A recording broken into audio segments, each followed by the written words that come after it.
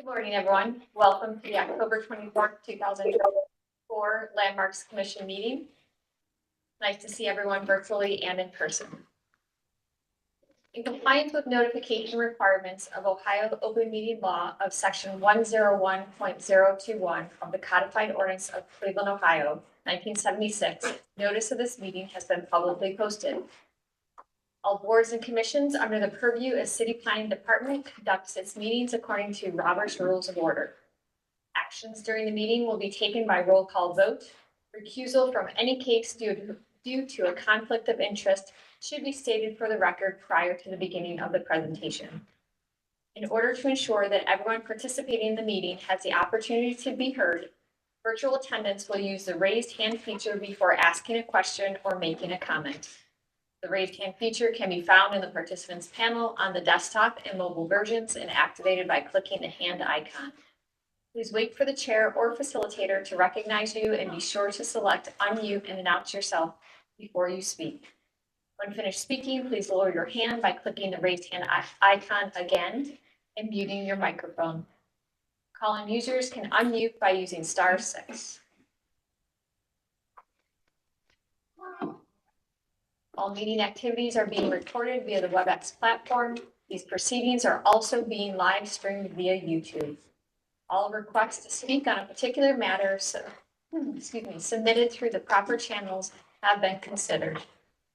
Proper channels for comments are sending an email to the landmark@clevelandohio.gov email address with a comment or letter, calling and or leaving a message at 216-664-2532, or sending a letter or dropping off comments at City Hall located at 601 Lakeside Avenue, Suite 519.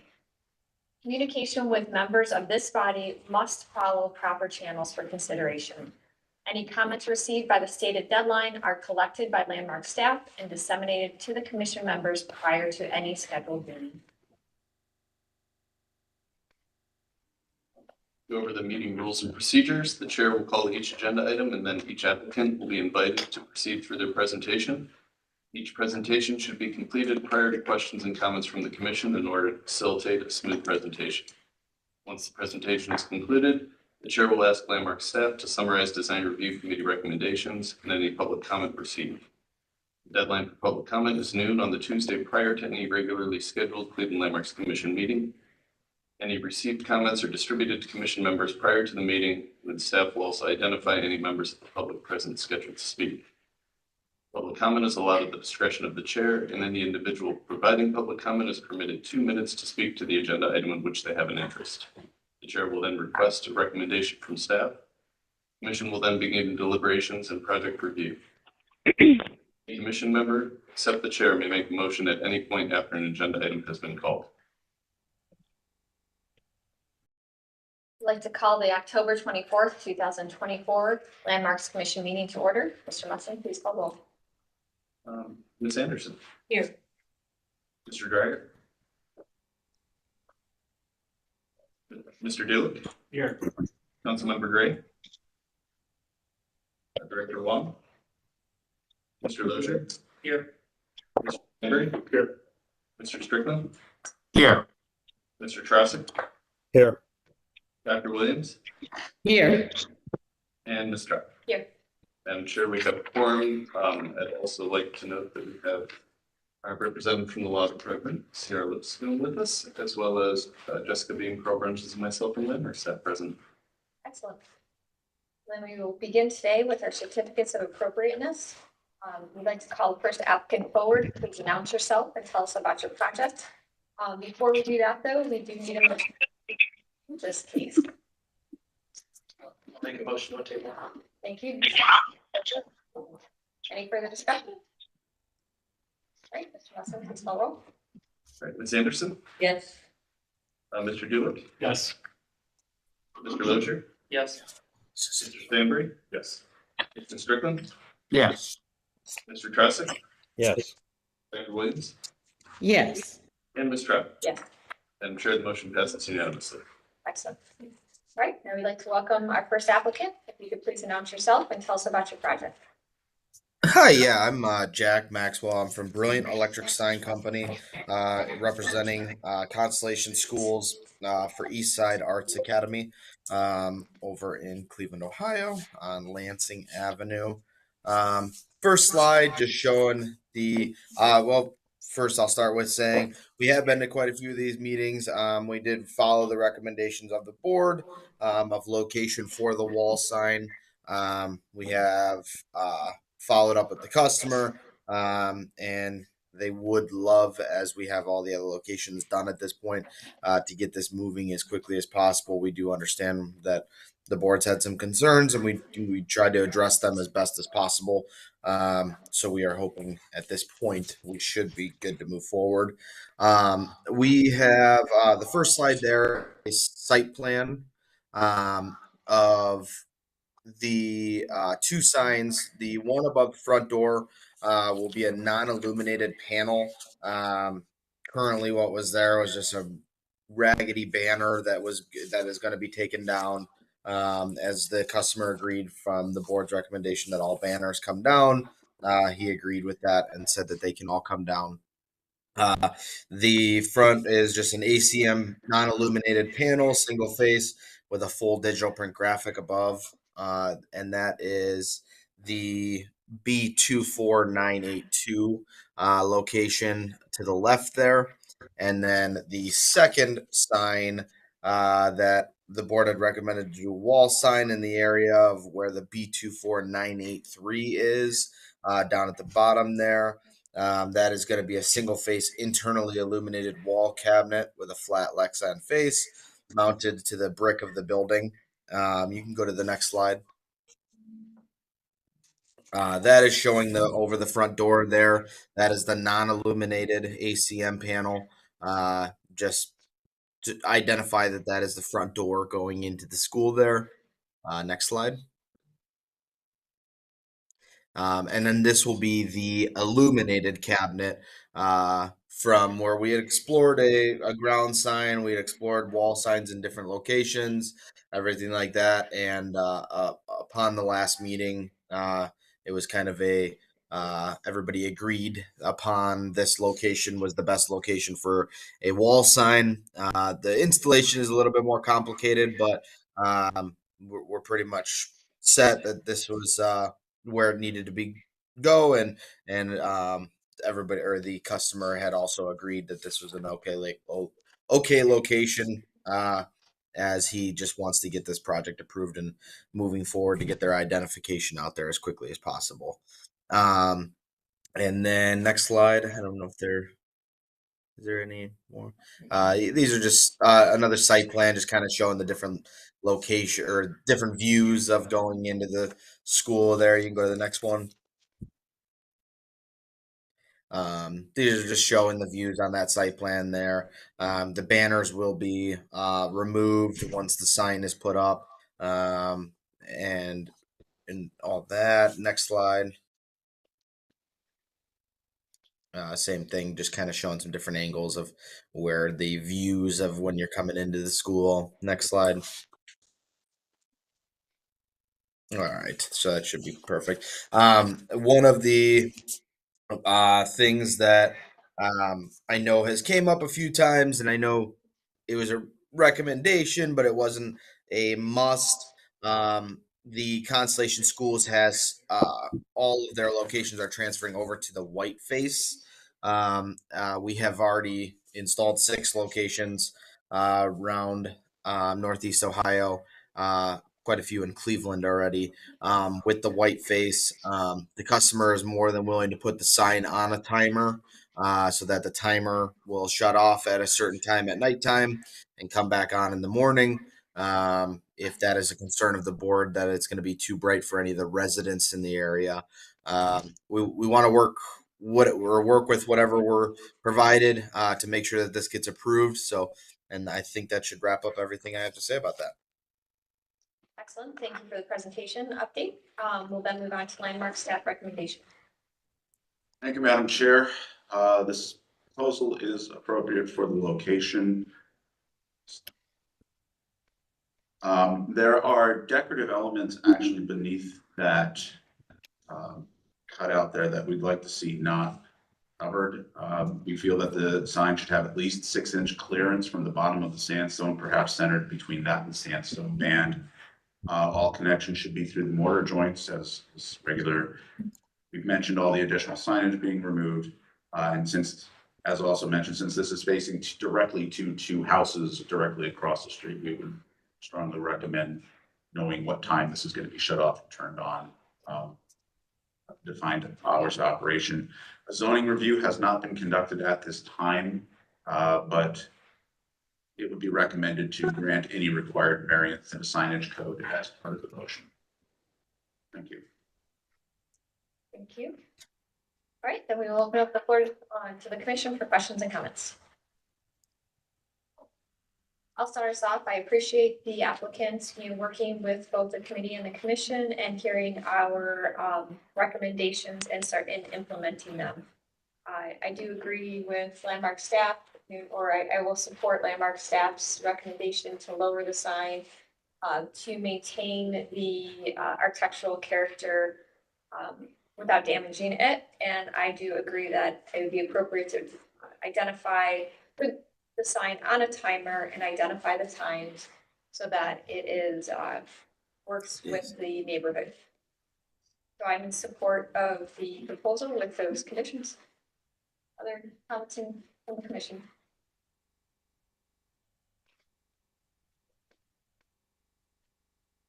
Not seeing any. If someone would like to make a motion. I'll make a motion to approve as presented the sign over the front entry doors as well as the sign on the south face of the building in accordance with staff's recommendations where the sign be lowered to reveal the lower sandstone detailing as well as install it through the mortar joints, both signs through the mortar joints, as well as putting this on a timer so it turns off at a reasonable time. Do we have a motion with conditions? Do we have a second? Second. Okay, any further discussion? Madam Chair. Yes. Also granting any potential Oh, variance. thank for you. signage. Yes. Yes.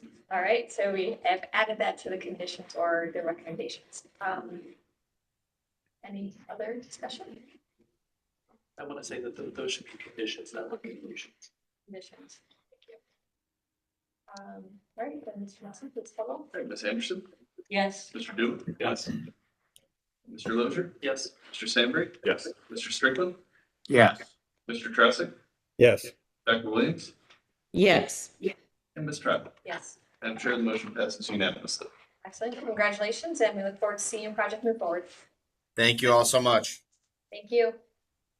We'll move on to our next applicant located at 12100 Euclid Avenue, University Circle Police Department signage. All right, it's me again. I am Jack from Brilliant Electric Sign Company. I will be representing the University Circle Police Department. We are proposing, if you go to the next slide, this is just showing the site plan of where the signage will be located on the building. You can go to the next slide. Just kind of showing a couple different angles coming up here. You can go to the next slide. Just kind of showing where the address is there on A is kind of showing where or is where the new signage is going, as well as D there. You can see the address there that will be removed and then be replaced with the UCPD sign here. You can go to the next slide. Just again showing some other angles and views pulling up to the building. Next slide. And same thing again, one more time, showing a couple of different angles. All right. So what we're proposing here is 2 single-face wall signs, each consisting of reverse channel halo lit LED letters reading UCPD And then underneath will be flat cut 3/8 PVC numerals letters that will read 12100 Euclid Ave.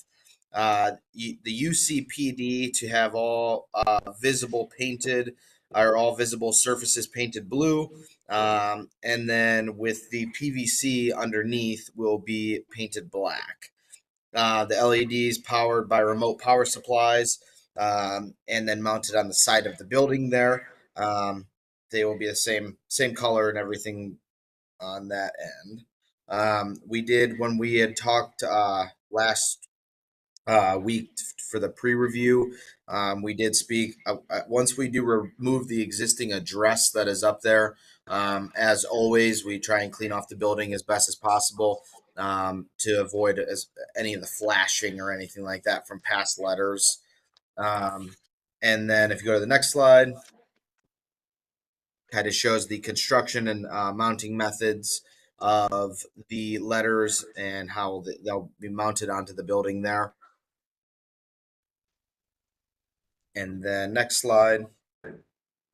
This will be in front of the front door. This is individual flat cut 3/8 PVC copy peg mounted 1.5 inch off of the building fascia, reading University Circle Police Department, painted blue, and then the address below to be painted black.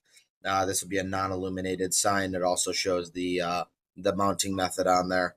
And shows a little rendering of it on the building there. And that should be it.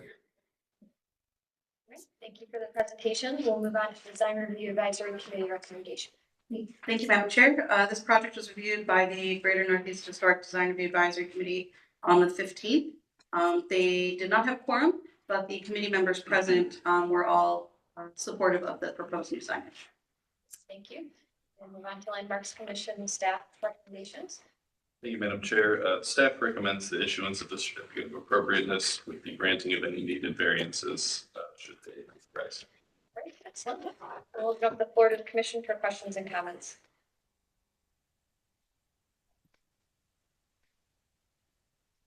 I'll start us off, but I think this is a very modest proposal. I appreciate the sensitivity, providing the right identity, but not overstating it. So I'm in support of the project. Other feedback from the commission? Thank you, Madam Chair. I have just one question. So the signage, as you mentioned, that's adjacent to the doorway, you said that that's standing off the building by 1/2 inch? Yes, that'll be peg mounted off the building. I guess the question or the comment that I have is that gives people just enough space to be able to get their fingers behind it and potentially pull it off the building. So maybe consider that standoff being less so that it's less likely that people are able to vandalize or pull the letters off. Through the chair, the detail here appears to show it mounted to the Yeah, building. I am sorry. I actually misspoke there. That will be. I'm sorry. There will be no gap between the building and the letters. That is a misspeak on my end. I apologize about that. I said fine. It does say it on the bottom note, though. I think that's just. Yeah. And that's I believe what that bottom note is not supposed to. I think that was supposed to be removed. So we will make sure that those are flush mounted onto the building. So we can just aggregate the condition so that we understand. Perfect. Other questions or comments?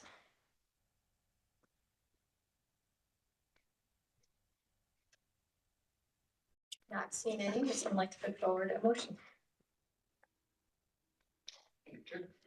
Motion to approve as presented with the requirement to clean and repair the existing surfaces to match the color and texture. Can I make the recommendation to add the condition that the lettering that is adjacent to the door be flush mounted? Yes. And not. And do you support any variances that may be required? Yes. any variance, support any variance that may be required. Or granting, I'm sorry, not supporting, right? Yes. So we have a motion with conditions. Do we have a second? I'll second. Okay, we have a second. Any further discussion?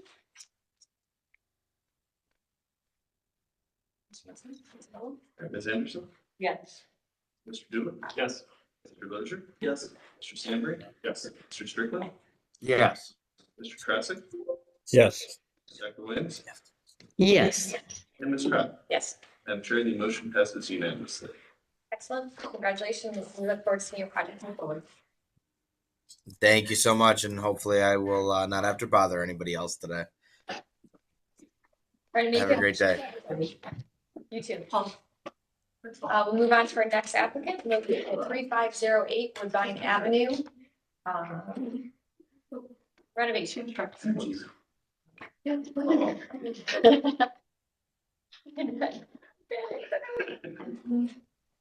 I like this new one. The podium? Take it wherever you Yeah, you like. can. Take it first, if you'd rather sit. It's on This- wheels, That's you can move it okay. around. We just only have the one screen, so we thought. That's fine. I mean, it is our political season, maybe I should feel like I participate. Paul Began, architect, Began Architecture Design, for this project. Susan Broadwater with file testimony for this. This is our, before this committee again, based on the recommendations, that we had from last time. We did appear before the advisory committee as well too, as well as meeting with staff in the meantime before we came back. There was a bit of a lag. You just want to check that it's on the side. The one, Red or green? They're red or green. If it's zero, that's fine.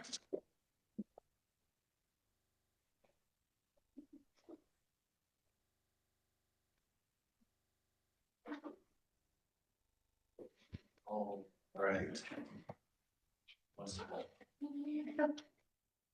There we go. Very good. Quick recap, I know we did present before, this committee, previously, but just so that we go over, the lay of the land for this. And Woodbine, this house actually sits at the back of an L-shaped lot. It's way at the back. There was previously, another, house, another structure on this lot in the foreground, for there. We have some ideas for that, coming up. I'll show you a little bit at the end. But just so you understand, that the house is way to the back and not super visible, from the street. It backs up to the park, which is directly behind, the property. Here we go. So here are some, pictures. We have a picture close to the house, so you can kind of see the existing conditions, of the structure. It is in not good condition, in any way, shape, or form.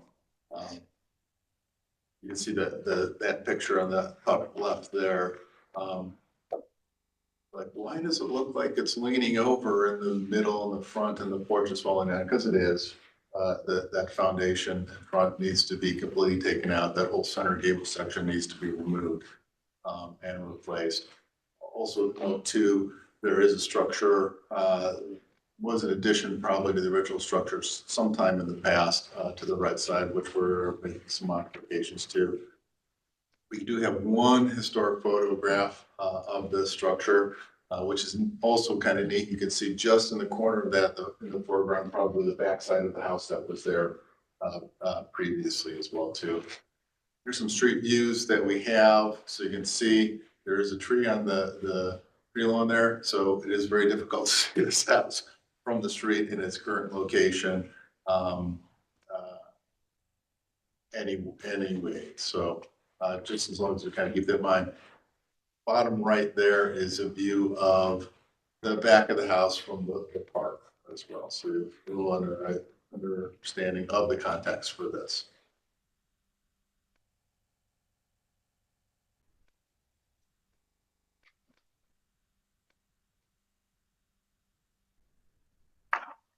Oops.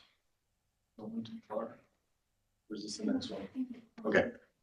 So here's the proposed modifications that we're making to the house. We do some elevations, and some plans as well too for you. As this house sits in the back, pretty close to the property line on three sides. You'll note there's a building directly adjacent to the west. It's I'd say less than 18 inches away from the property line, right on the property line. And as that, there is no yard for this house. So we are proposing doing a patio in the front yard, which again would not be normal for this district. But again, because of the location on the house inside and there's no yard, that's how we're going to address the needs for the family that's going to be moving into here. And front door also too, moving from where its current location is a little bit farther over to the right side there, so that's where the driveway side is going to be, so that when you come to the house, there will be direct view to where the location of the front door is going to be on this house.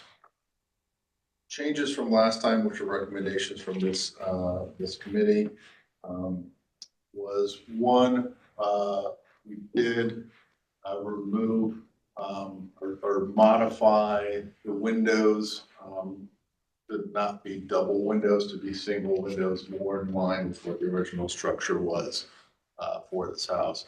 Previous scheme that we presented had more windows. This is the south side to let in some more light. And we went back to what was the more historic and appropriate. We also had some horizontal trim that was added kind of between the first and second floor, which we did remove, not only in the front, but around the back side of the house as well too, just to keep the integrity of that form going up and not bisecting with trim. We did change from what we understood from comments the last time that we presented, is that center gable piece of expressing that verticality a little bit more. One of the recommendations was a change to the configuration, which we did study, and we did come in and meet with staff to review that presentation. And ultimately, the owner decided to keep the configuration of that, but to make some modifications to accentuate the verticality of that center piece.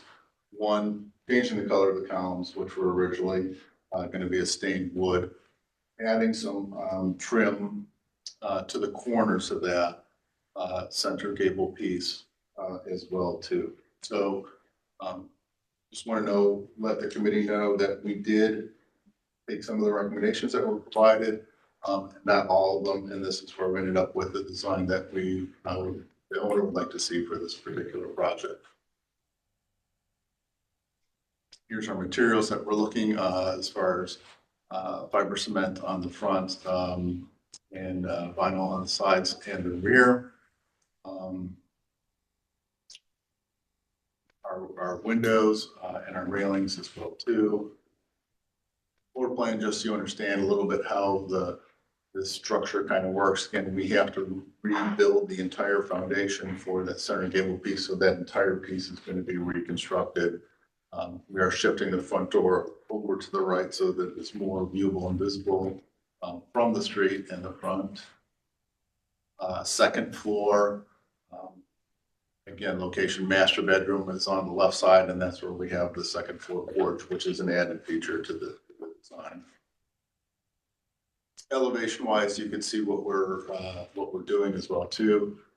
Pointed out at the beginning, the right structure is just a single story structure. We are turning that into a 2-story structure and adding a second smaller gable onto the facade. And in the future, not really something, I just want to let the committee know that we're thinking about what is going to happen with this. Obviously, there is already a curb cut there. There is a driveway there. New driveway is going to be put in. The future plan is to actually put a garage at the front, and it's not normal or typical for this neighborhood in any way, shape, or form. But the garage will be entered by vehicles from the back, and then the back side of the garage, which is really the front side facing the street, we're gonna treat more like a carriage house. So we're gonna put a front door on it, we're gonna add a front porch and make it so that it looks like it. We're continuing the kind of the pattern language of the street and the neighborhood. Just so you understand a little bit, you know, placement where we have the current patio in the front, right, where the driveway is going to be and where the garage is going to be, so you get a kind of greater context on it. And then one of the recommendations, and I think this is a discussion point again, was to remove or change the siding in the gable to be just a regular orange exposure siding rather than doing a shake style siding. Both times that we presented to the advisory committee, comments were that they actually liked the shake trim in the gable end. But again, because it was a recommendation from this committee to remove it and to go back to siding, we did want to show both options here and see which way the committee wanted to move forward. The owner would prefer having the shake trim and the gable ends at the top, add a little bit more character to the front of the house. All right, thank you for the presentation. We can move on to your advisory, design review advisory committee recommendations. Thank you, Madam Chair. This project was reviewed by the Historic Ohio City Design Review Advisory Committee on the 3rd. They were in support of the changes made and recommended approval or recommended the issuance of a certificate of appropriateness with the conditioned materials on the side and rear be hardy because of its visibility. Thank you. And landmark staff. Thank you, Madam Chair.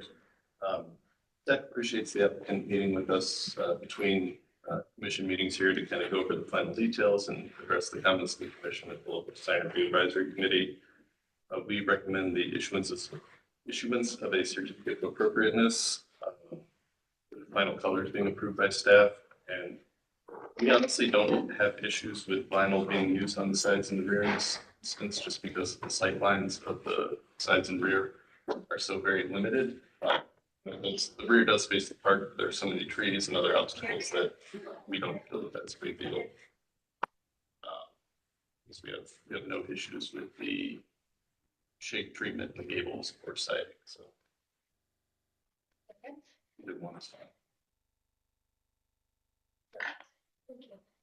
Then we'll open up the floor to the commission for questions and comments.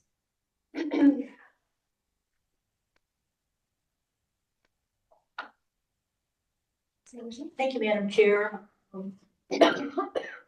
think you've made some very nice modifications, and I just want to say that I'm in agreement with staff that because of the location, being so far back with the park, with the trees obscuring everything, I'm fine with the vinyl side and the rear. I'm also fine with the shake. Those are my comments. Thank you. Other questions or comments? Mr. Strickland? Thank you, Madam Chair. Yeah, I want to commend the applicant for rescuing this house. This is quite an undertaking. I appreciate that they've listened to our comments from the prior meeting. I think this is certainly an improvement, and I can support either the shaker style gable or the siding, given that the owner prefers the shaker. I don't have any problem with that, so very much in support of this project. Thank you. Thank you, Mr. Strickland. Other questions and comments? Mr. Stewart? Yeah, I'd like to commend the applicant for incorporating some of the suggestions and in support of the project.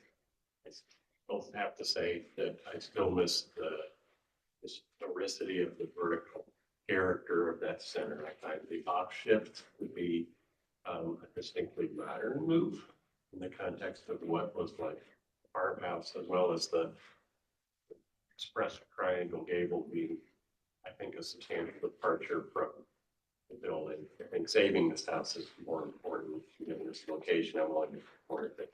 I think in future, as a member of this commission, I'd appreciate seeing the explorations, however simple or however hand drawn or whatever, to see the explorations of the kind of suggestions that we as a commission made for what that would really look like and how it would impact the functionality.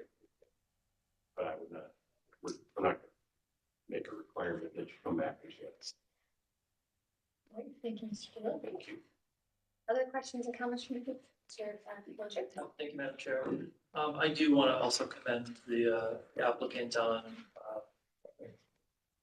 revising the design to, based on our commentary. I think that the smaller separated windows are much more appropriate and much more in line with the existing structure. I too feel strongly that the central gable should reflect the current state of the building. I think that that's really the defining feature of the building as it is today. And it's unfortunately lost in this sort of reconfiguration. That said, I do support vinyl on the sides and back, and appreciate the overall context of what you proposed today, with the sort of nod to what may be coming before us. So I appreciate the work that you. Thank you, Mr. Wonder. No, I would echo that. I appreciate you bringing the full picture forward to us so we can understand it. It's not something we can comment on without seeing it more, but at least we have an appreciation of what we'll be seeing and not seeing moving forward in the desired. So, it's not come back. We'd like to see it all in, when, even though we know it's not immediate, at least we can put it in context. So hearing fairly consistent feedback from the commission, would someone like to make a motion?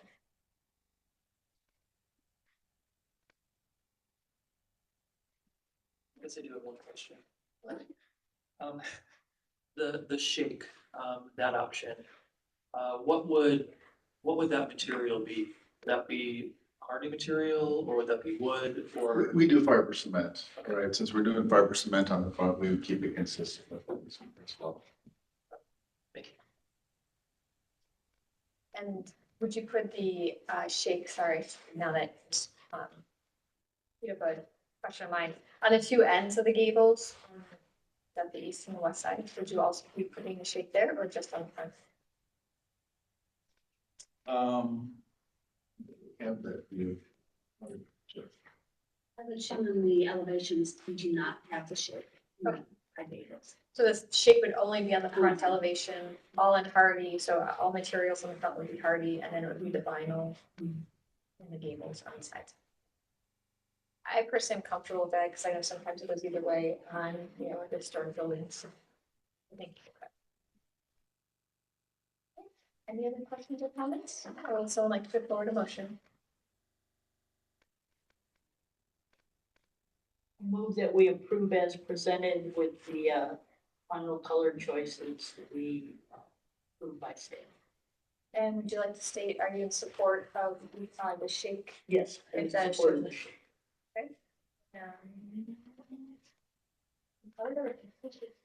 So we have a motion. Do we have a second? Mr. Dooley, any further discussion? Ms. Anderson, Yes. Mr. Dooley, Yes. Mr. Loebster, Yes. Mr. Stanberry, Yes. Mr. Strickland, Yes. Mr. Tressick, Yes. Dr. Williams, Yes. and Ms. Trout. Yes. And Chair, the motion passes unanimously. Great, congratulations, and we're going to see if I can. Thank you very much. Thank you. There have been no hard feelings, Mr. Lozier, if you wanted to. Point aside. I am fully in support of this project, and I'm glad that it's project is being done in the house of being. So, Yeah, the owners are, they know they have a lot of work to do. So, yes. Thank you very much, I appreciate it. Thanks for coming in person also. We'll then move on to our next applicant, located on West 32nd Street, the Red Shed renovation. Hi. This is Michael O'Neill. I'm an architect. I'm working with Dallid Group and Property Advisors. We're actually right across the park from the last project that was presented. So we're right on 32nd Street.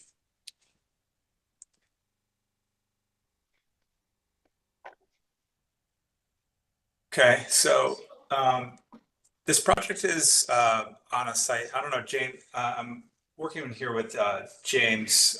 James, are you here? Do you want to introduce the project? He might be on another call. No problem. So this project is part of a larger redevelopment called Franklin Yards, but they're seeking to get this building rezoned. It's currently zoned as residential, despite having never been used as residential.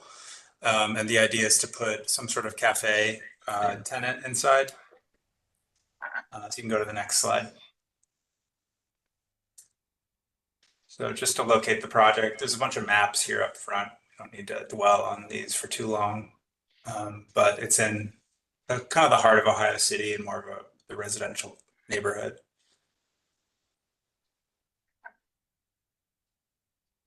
As you can see, we're right off of Franklin, kind of right across from Fairview Park.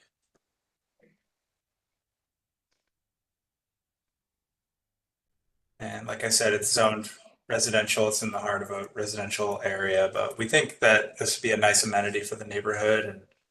And you'll see we're doing everything we can to make this blend in and contextualize with the neighborhood and not disrupt, the peace and quiet of the area. So just showing, where it's located again.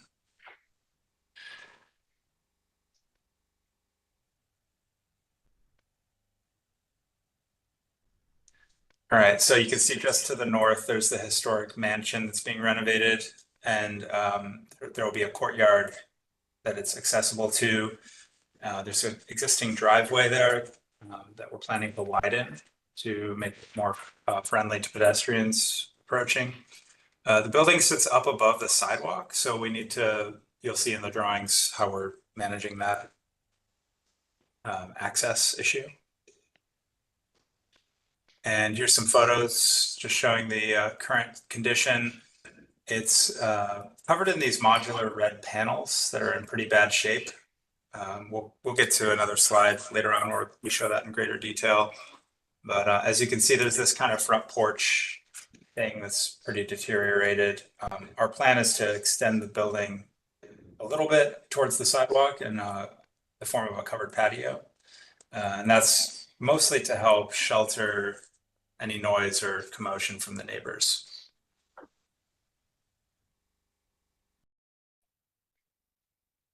Here's some more views of the current state of the building.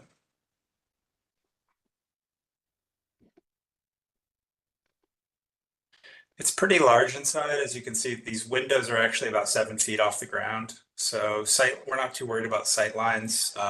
To the extent that there will be sight lines with neighbors, we can use privacy glass.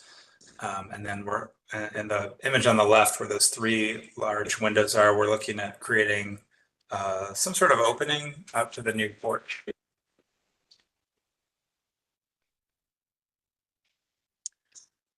So we had presented this back in May and received comments. We have modified the design slightly in terms of access, bringing a stair off of the main drive to service the front door that opens right onto 32nd, and then creating an ADA entrance in the rear, which if this will be a restaurant will be probably required. We're going to have some trash in the back that'll be fenced off. And yeah, we'll be using privacy glass on the neighbor facing windows. If we introduce a skylight, we'll only do it on the north. And yeah. These are the existing conditions, just showing distances and widths.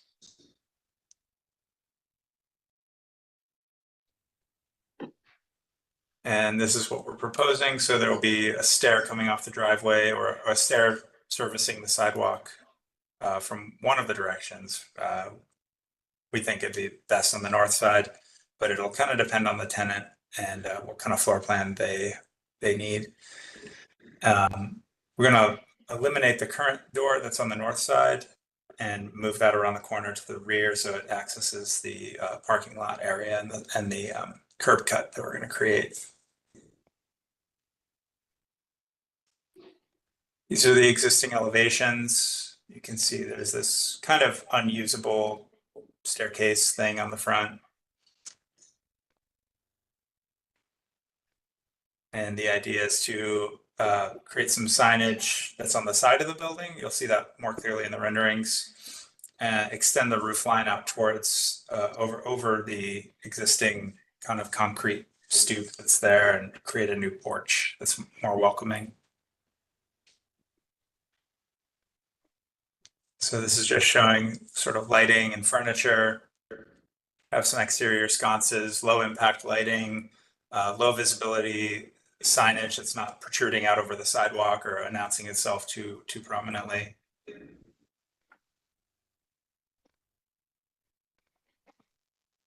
And this is our sort of restoration and preservation plan. We're looking at preserving the features of the building that are distinctive.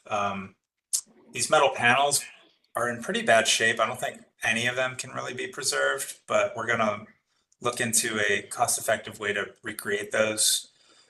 They're modular and they're all identical, so we feel pretty strongly that we'll be able to find a good solution for those. The windows, they're also in pretty bad shape, but we intend to preserve them if we can. Otherwise, we'll be creating very similar style windows that have that same kind of industrial character.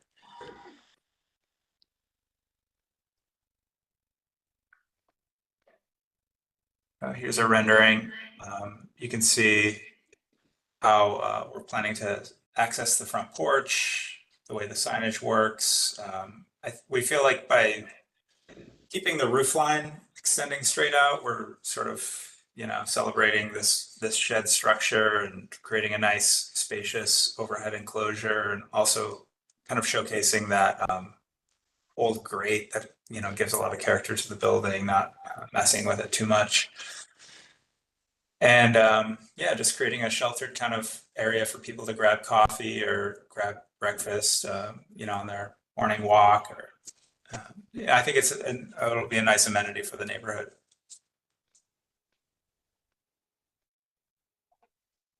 And from the inside, we're picturing something nice and airy.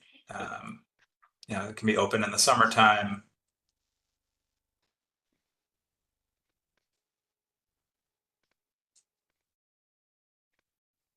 Yeah, so these are conceptual. These aren't based on any sort of tenant we have lined up. This was just sort of to show people the possibilities of what we're imagining for the space and to try to get a tenant excited about it. So.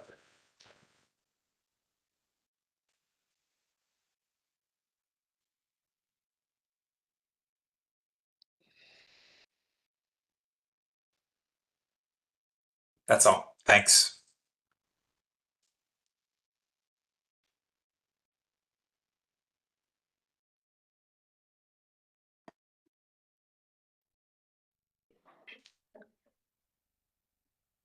All right, thank you, Mr. O'Neill. We lost you there for a second. If you don't remind, or if you do not mind repeating yourself from when you said your renderings were just conceptual, you were using them to, to pitch towards. Yeah, the plan that's depicted in those interior renderings is not based on any sort of current design. It's purely conceptual. We're focused in this meeting, I think, mostly on the exterior anyway. But to the extent that those two relate, with the garage door and some of the material choices, we're open to discuss anything. But yeah. All right, thank you for the presentation. We'll then move on to Design Review Advisory Committee recommendation. Thank you, Madam Chair. This proposal was seen by the Historic Ohio City Design Review Advisory Committee at their October 17th, 2024 meeting. Discussion primarily revolved around the appropriateness of garage door in the front as opposed to like a bifold door system, and a lot of discussion about privacy concerns for the adjacent residential neighbor. The version that the local committee saw showed a louvered side of the porch. Not part of what they were proposing, it was just a rendering that was stuck in, so I think that created some confusion and led to a lot more discussion about privacy concerns for the neighbor than was really the reality. But ultimately, they recommended the issuance of a certificate of appropriateness with the conditions to add landscaping and fencing or screening to the south, and include a dumpster enclosure, and to go with a bifold door instead of the garage door on the front elevation.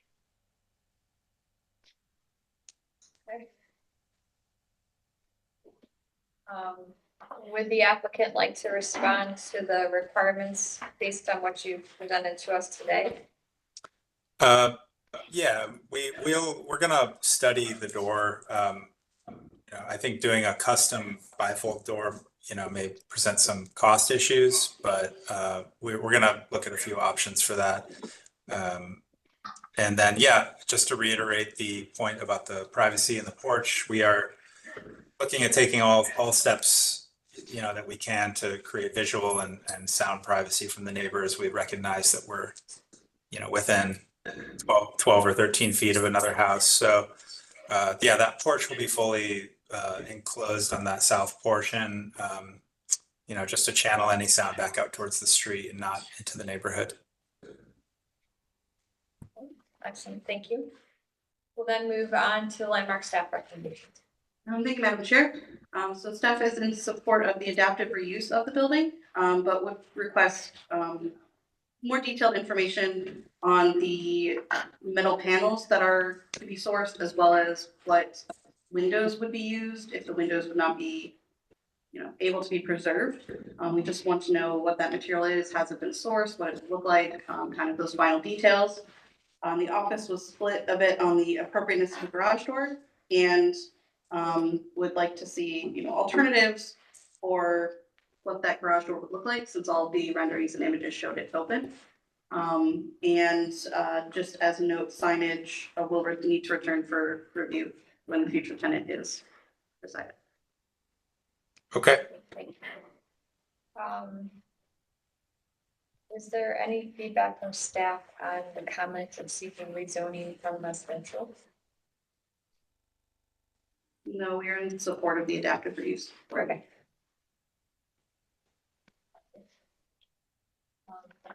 Then we'll open up the floor to the commission for questions and comments. Mr. Stanberry? I think sounds like the local committee has similar concerns. I think the garage door is my biggest concern. What it looks like, how it operates, and then also where it's located. Based on the renderings, it looks, I think my personal preference would be to have it line up with the openings that are currently there. So it would start at the edge of the northernmost window and go to the edge of the southernmost window. Just the pattern of the front facade.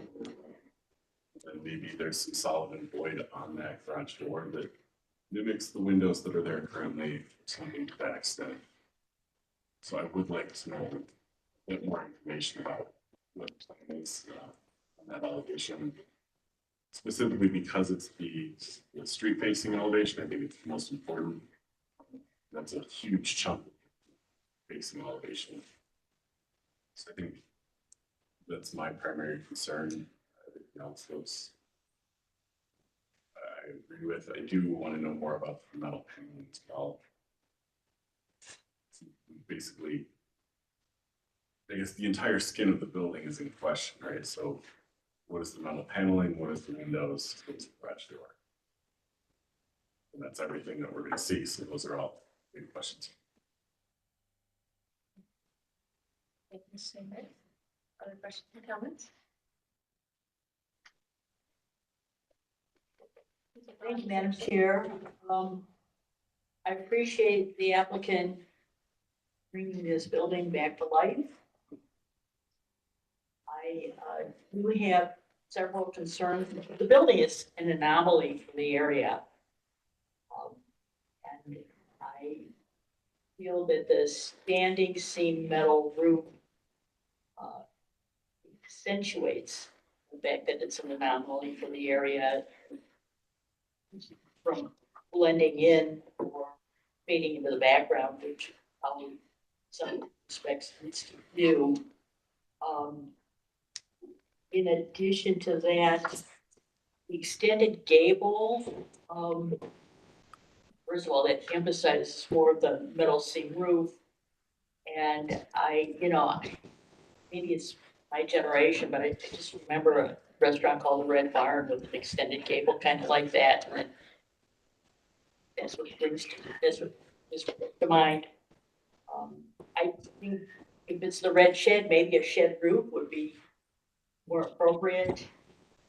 And it would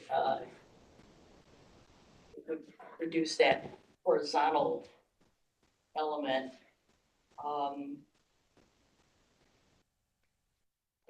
And I think also the garage door sort of emphasizes that, again, it's an anomaly for the area. There should be a different treatment for that. Whatever goes in there, I know you don't have a tenant yet, but whatever is going to be occupying that space, it must be approved by the neighborhood. They need to be on board with that. Beyond the, going to the block club or whatever, or the neighborhood must be participating in any decision with what goes into that property, because it's it's really smack dab in the middle of a residential area. So those are my comments. Thank you. Thank you, Ms. Anderson. Thank you. Mr. Strickland? Thank you, Madam Chair. I'm in support of the adaptive reuse of this building, and would support any rezoning required to allow for its renovation. I think, it's always been a red shed. It kind of looks like an updated red shed. I don't have a problem with the standing metal seam. It seems like the type of material that would be used on a shed type structure. But given the lack of information on the siding, the windows, and particularly the overhead door, I don't think we have enough information. I don't personally to vote on this today. I think the applicant needs to come back with more information, and I'm not comfortable with the staff being in a position to make that assessment. I think it needs to come back to the commission. We've seen very many different solutions for overhead doors. We've seen, single panel doors that are operable, various overhead door configurations. And I like Mr. Sandberry's suggestion that the existing window configuration kind of be mimicked in the overhead door solution. And I think that could be accomplished given some of the systems that we've seen in the past. So I can't support this project without additional information, even though I am in overall support of the adaptive reuse of this facility. Thank you. Thank you, Mr. Strickland.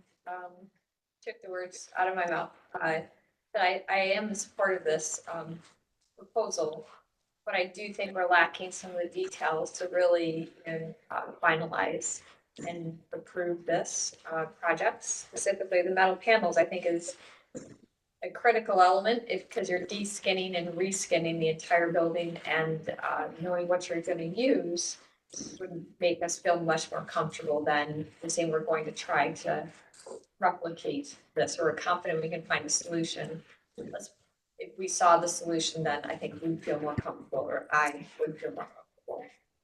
I do agree with some of the comments on the door itself. I think I'm in support of providing better access to the new front porch, but I think we need more detail on that product and the size and how it relates to the existing openings between it with a demolition elevation to show us what you're removing and where those windows are and where you're actually proposing to, or actually there's no windows.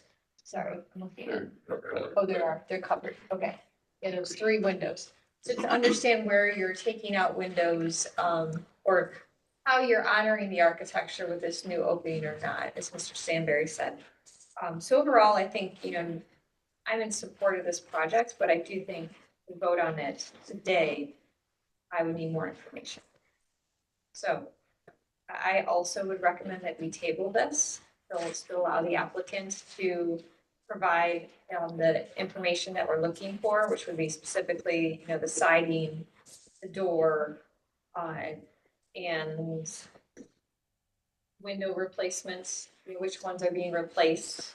And if it is, replacing with a new, is it a metal sash? Is it a wood window? Is it going to be aluminum? Those are the things that we need to know before I personally would be comfortable voting.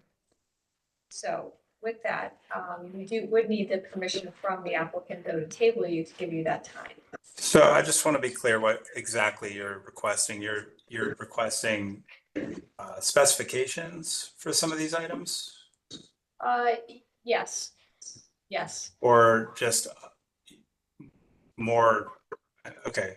Material specifications, not full spec, but yes, what are the window replacements? What materials are you proposing if you have to replace a window? Like, are you replacing windows or all staying? If you're replacing. We need to do a sort of an analysis of which windows are salvageable, but the intention is to recreate the windows visually so that they have the same exact, appearance in order to keep and this is something, we've talked about all these issues multiple times, at every single meeting. And, I think we've given, pretty good assurance that that's our intention. The paneling, we need to speak with manufacturers to see what's possible. These are probably not easy to come by anymore. This is a pretty old building. So we need to look at what our options are specifically with that. That's kind of a little bit of an undertaking to do at this stage of the project, but yeah. We do need that information though. We need better assurance that we will be able to replace it with what is here. If not, you're going to have to come back to us regardless. And with the windows, we appreciate the intentions and we agree with that approach. Well, what are the materials of those windows and what would you be replacing them with? Is really what we need to know. And then finally, what is the product for that new door opening? And what does it look like with that door closed versus always open like in the renderings?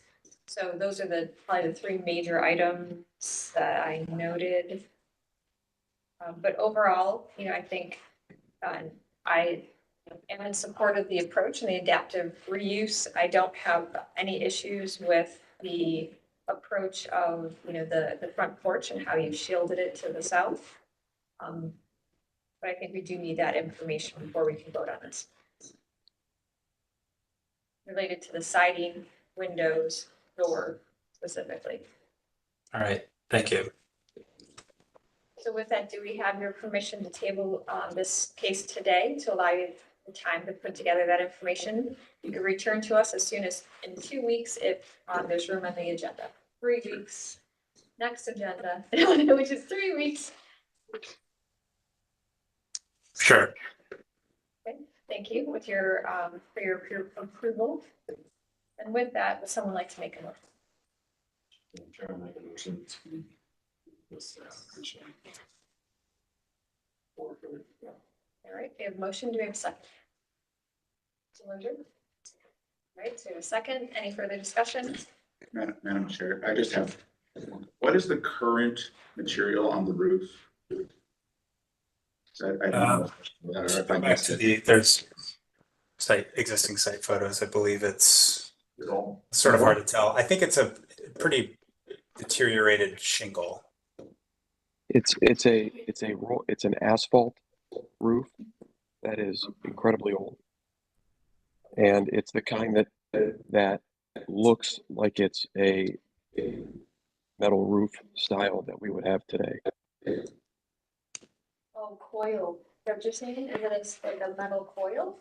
Or is it I an thought it was asphalt? asphalt roll.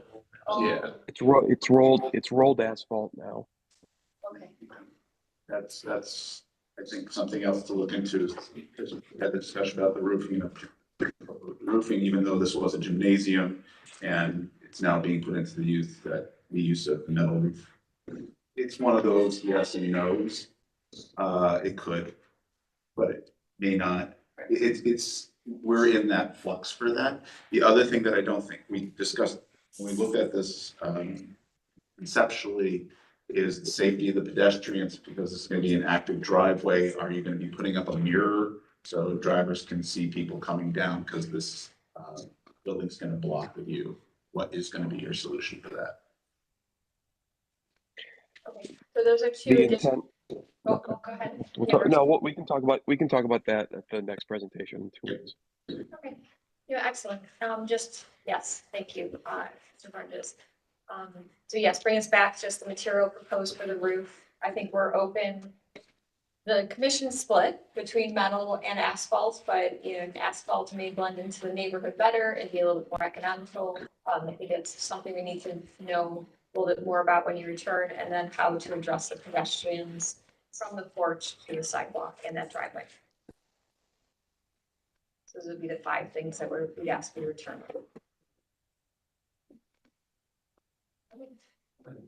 Mr. Doolittle? Thank you, Madam Chair. A little bit of a procedural question. Can we add a requirement or a recommendation for study while we table? Yeah, I mean, it's just. I just wanted to reiterate Ms. Anderson's comment. I still have reservations about extending the gable for this, that it's clearly an ahistorical modification to the building. I think where that gable facade is important. I also think in the context of the porches of the residences might shed some light, unintended, and studying that form. But I believe that whole front facade, the scale of the openings, how they relate to the existing openings, does the wall tilt up and become the roof of the porch? I don't know. These are just ideas. I think further study of some other, maybe less direct extensions of the gable, other ways to provide the amenities, but perhaps, at least from my perspective, honor kind of the existing nature and character of the building. I wanted to add something. I would make it clearly new. I would wonder whether that gable extension was part of the original building. So it's a strong suggestion, if not a requirement, for when you do come back to at least have shown us how you studied that and why that was not. Thank you. All right, so any further discussion? Then Mr. Russell, please call roll. Ms. Anderson, Yes. Mr. Doolittle, Yes. Mr. Lozier, Yes. Mr. Sandberg, Yes. Mr. Strickland, Yes. Mr. Trossing, Yes. Dr. Williams, Yes. Yes. and Ms. Trout. Yes. Madam Chair, the motion to table passes unanimously. So we look forward to seeing you come back to us with the remaining information. If you have any additional questions, please reach out offline to staff. Okay, thank you. Thank you. We'll then move on to our next applicant located at 1094 East 99th Street. This one was tabled on March 23rd of 2023. Could we please first have a motion on table? Motion? You have a second? Ms. Anderson, Yes. Mr. Dooley, Yes. Mr. Lozier, Yes. Mr. Sandberg, Yes. Mr. Strickland, Yes. Mr. Trossing. You have to step out. Dr. Williams Yes. and Ms. Trout. Yes. Madam Chair, the motion passes unanimously. Okay, excellent. Right now, we'd like to welcome the applicant to unmute your mic and tell us about your project. Good morning. My name is Dennis Roberts. I'm the Director of Real Estate Development for the Cuyahoga Land Bank. I'm here with my colleague, Jennifer Vasquez Norman, who's the Assistant Director for the Cuyahoga Land Bank. First, I'd like to walk you through the presentation briefly. Can go to the next page. And what you're going to see are various pictures from various angles of the subject property. You go to the next page, please. This is the aerial. Obviously, the property is located on 1094 East 99th Street by the red arrow. Next page, please. This is the property, subject property from various angles. Next page, please. You can see the condition of the property through the photos. We've done a thorough assessment. It's well over $200,000 to renovate. Trees are grown through the foundation, etc. Next page, please. These are additional pictures of the foliage. The siding is in terrible condition. Next page, please. Interior photos. There's moisture. Obviously, you can see the walls. It's in horrible condition. Next page, please. This is the first floor. From various angles. Next page, please. This is the second floor. Next page, please. Third floor, you can see evidence of moisture in the roof as well. Next page, please. On the left-hand side is the basic demolition process. Typically, and in this case, if given the approval, we would remove the parking surfaces, place and install necessary topsoil, deal with healthy trees that exist in the property to make sure they're protected. Next page, please. And most importantly is on March 23rd, we reached an agreement with this body that if we would expose this property to sale via our deed and escrow program for 6 months, that we would then be given the approval to conduct the demolition. We did that. Not only were we unable to sell the property, we then went a step further. We worked with Village Capital to work with some of their contractors to see if they had an interest in the property. To no avail. We attempted to convey the property to Famicos in hopes that they could save the property in some way. And that was also unsuccessful because they were not interested. So now we're back to effectuate the terms of our agreement on March 23rd to allow the land bank to move forward with the demolition.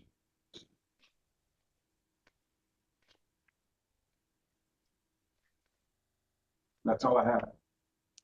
Great. Thank you for the presentation. We'll move on to landmark staff recommendation.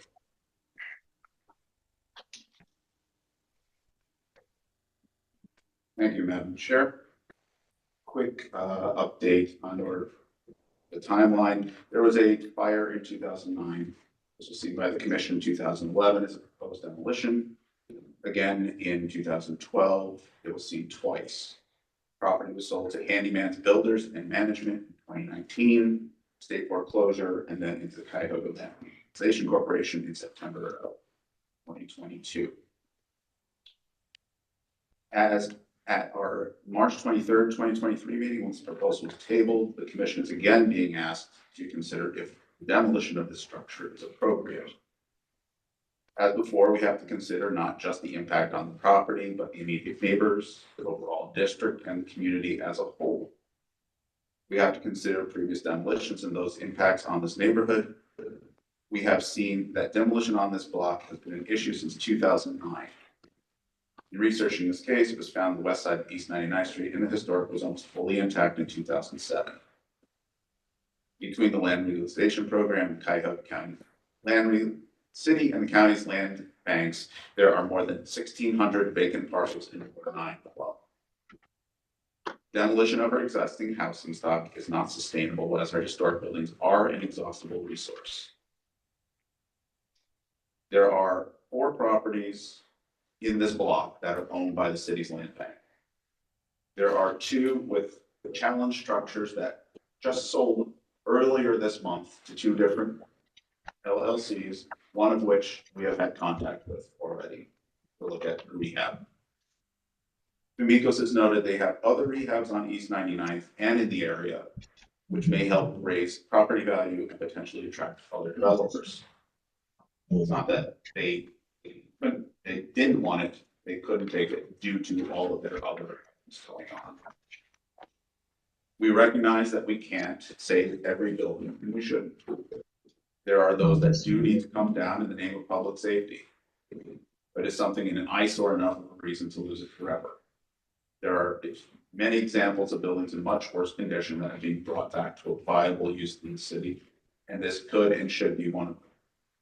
Our designated properties represent about 6% of the total parcels throughout the city, and they go through a long process and are elevated as being important as cultural assets.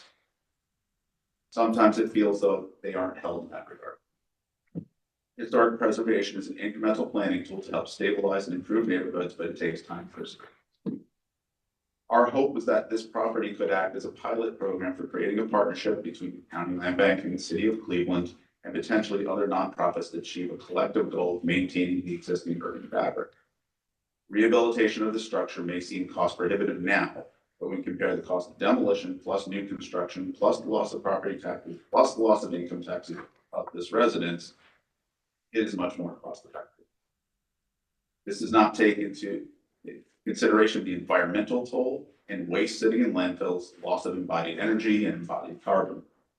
Long-term rehabilitation would be much more cost-effective, efficient, and attractive than new construction.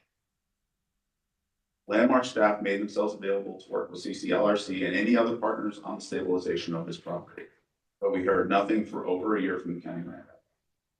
We do not feel that all reasonable avenues for stabilizing the structure have been exhausted. Staff has again considered the architectural and historic significance of the building, contributing to the architectural and historic character of its environs, presence, and potential economic viability of the building, considering its physical condition and the presence of conditions on the property that are detrimental to the immediate area and cannot reasonably be remedied by other than the proposed demolition. We have also considered the timeline and actions all throughout this process. Staff revisited the site on October 16th and noted no discernible change in the property, either interior or on the exterior from our last. Staff recommends that a certificate of appropriateness should be denied. Furthermore, staff feels that CCLRC should take steps to better stabilize the structure by safely removing all trees and other vegetation from around the foundation of the house to prevent further deterioration. A CCLRC representative at the last meeting agreed to the removal of one specific tree. However, the tree growing into the side foundation is causing stabilization issues is still in place. The property is currently shown as not available on the county's website. We would also recommend that the property be made available for potential partners and developers to investigate rehabilitation. Thank you. Thank you. Can we make comment at this point or no? I'm going to open up the floor to the commission for questions and comments, but if you have additional feedback based on that, we can move to that first. I do. Actually, the Cuyahoga Land Bank has been in communication with Landmarks over the last year. We worked, once we decided that we were going to be working with BCC's core program, we identified a contractor. That contractor was then walked with Land Bank staff, Cuyahoga Land Bank staff, or I'm sorry, Landmark staff, Cuyahoga Land Bank staff, and also members, Kwame Bachway, who we were working closely with trying to get this in the hands of one of their core contractors. At that time, the land bank reorganized reorganized the specifications so that contractor could then go out to bid.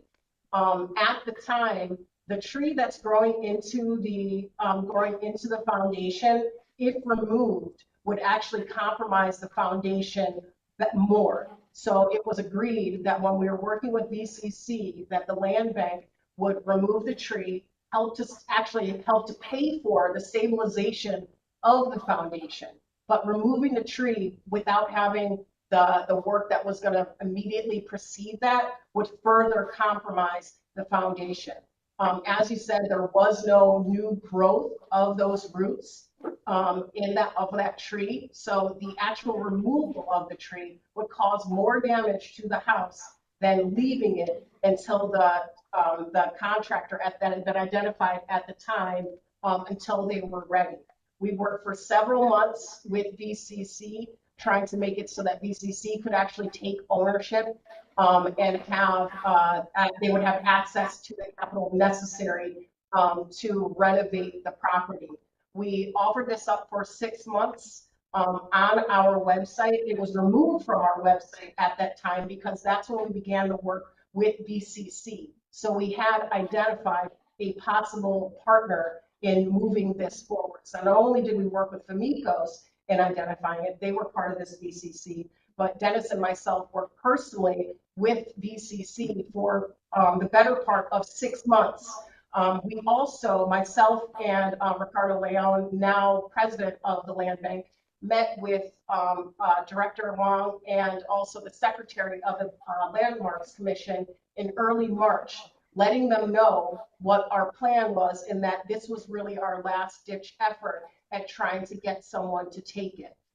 We then found out in April from VCC that they were not going to be able to move forward with this property, although the land bank and VCC had worked a lot to try and get it so that VCC could take the property in, even though they don't hold property. So, I mean, there has been much work that was done by the land bank in the last over a year since the project was tabled by the Landmarks Commission. And the Landmarks Commission was knowledgeable of that VCC relationship by walking the property with the prospective contractor. And then also when we gave the update meeting to the Secretary Dan and then also Director Huang in early March before we received notice from VCC that they would no longer be able to move forward on this property. We created an entire pilot program around this property. That work was done, and it was that in March or in April that we were told by VCC that we would not be able to initiate this pilot with this property.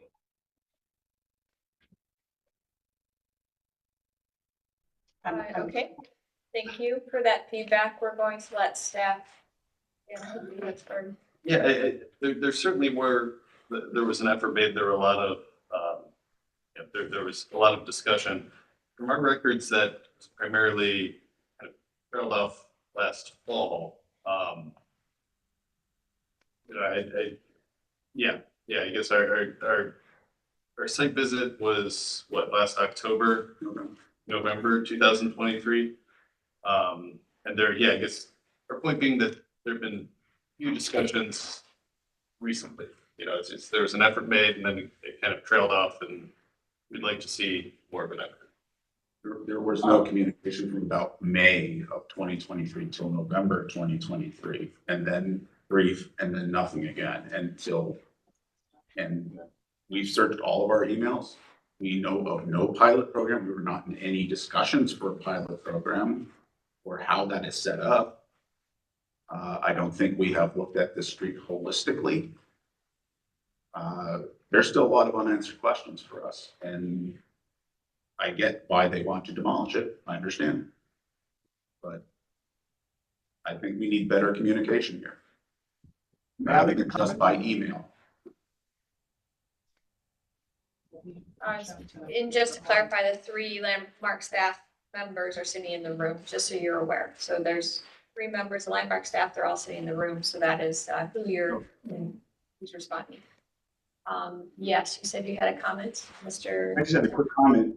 I guess a couple things. One, the agreement from what we understood from March of 2023 was that we would make the property available through our deed and escrow program for 6 months. That was the agreement. We actually met that. When it really comes down to it, we met that agreement. Because we were trying to be helpful and we were trying to get it done, we went over and beyond. When you talk about the pilot program with Village Capital, the land bank generally doesn't convey properties to Village Capital. The Village Capital generally does not take in properties. But we were trying to be creative to solve the problem. That's what we mean by pilot. It wasn't a pilot where we need to go put it in the newspaper. It was the notion that we've never done this before. We're trying to come up with a creative solution in order to get the property off our books and get it into the hands of a contractor or renovator that has the financial resources to actually get it done. Where we are now, because the property will cost so much, we can't possibly recover our money. I mean, it's just not real helpful to have this property just sitting there deteriorating, because that's in effect what will end up happening. And we think at this point, you know, based upon the fact that we made an agreement, we honored our part of the agreement, that, you know, we think we should be given a little grace in this case. And also the non-communication from May until now, that's our president reached out directly to Director Huang about this, letting her know, and Dan know actually, that we were not going to be able to move forward as we had previously discussed, you know, in early March. It wasn't until after like maybe a month of trying to kind of get this back on into conversation that Director Huang said that it would need to be revisited by Landmarks, and we immediately went after, you know, getting things together so that we could do so. I mean, so nothing was being done behind closed doors or trying to, you know, yeah. We still don't have a solution for it. Even if you deny the demolition, we don't have a solution for it. We've already exposed it to sale. That's why we agreed to do it. We really don't have a strategy for it at this point. So we're hopeful that the committee will honor the agreement and allow us to move forward with demolition. Just for the record, they did reach out on September 17th, 2024 to let us know that they would like to pursue the demolition and want to schedule a site visit, get it through the local committee and get it before you guys. So that's why you're seeing it now and not at a meeting closer to that date. And just for the record, Director Long just walked in too. Thank you.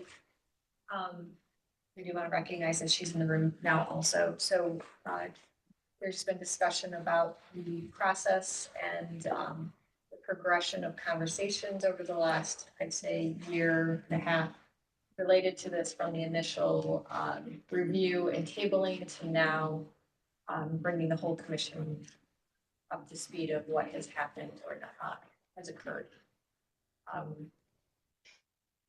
So that's where we are right now. So discussion has commenced. We're just opening up the floor to the commission for questions and comments. So we'll move forward with that. So questions and comments from the commission. Yeah, I think this is a difficult one because it's been sitting vacant for 15 years. But there is such a character on the street and such a impact the demolition has had. I understand the situation and the stance of the land bank in wanting to move forward, but this is such a interesting location, and the difficulty to actually see this structure is really what is making it harder for myself to actually make a determination. And removal of the landscape would, in my opinion, help everyone understand the true condition of this structure, because we all know vines growing up a building are not good, but it doesn't mean the building is bad because it has some landscaping. So I personally am torn on this case. I'm just saying, I'd love to hear other commission members' feedback. This is Director Huang, and I apologize for missing the original presentation by the applicant. So I was the one who tabled this originally over a year ago, and I think since then, there have been some new members joining. At the time, you know, we really wanted to make a good faith effort to see if there would be an end user that would take the home on and rehab it. So, you know, and we are grateful to the County Land Bank for pursuing that conversation. I do believe that they put it in front of several different contractors and developers, including the Equitable Development Initiative and others who was very interested in the site, the house, and the location, but ultimately, my understanding is that they got very close to signing kind of an MOU or some sort of agreement with the developer, and it ended up not working. I don't know exactly the details of how or why that fell apart, but I do think that there has been an effort made, and I think, you know, to me, it's understanding the economics of what is required to handle a rehab of this nature.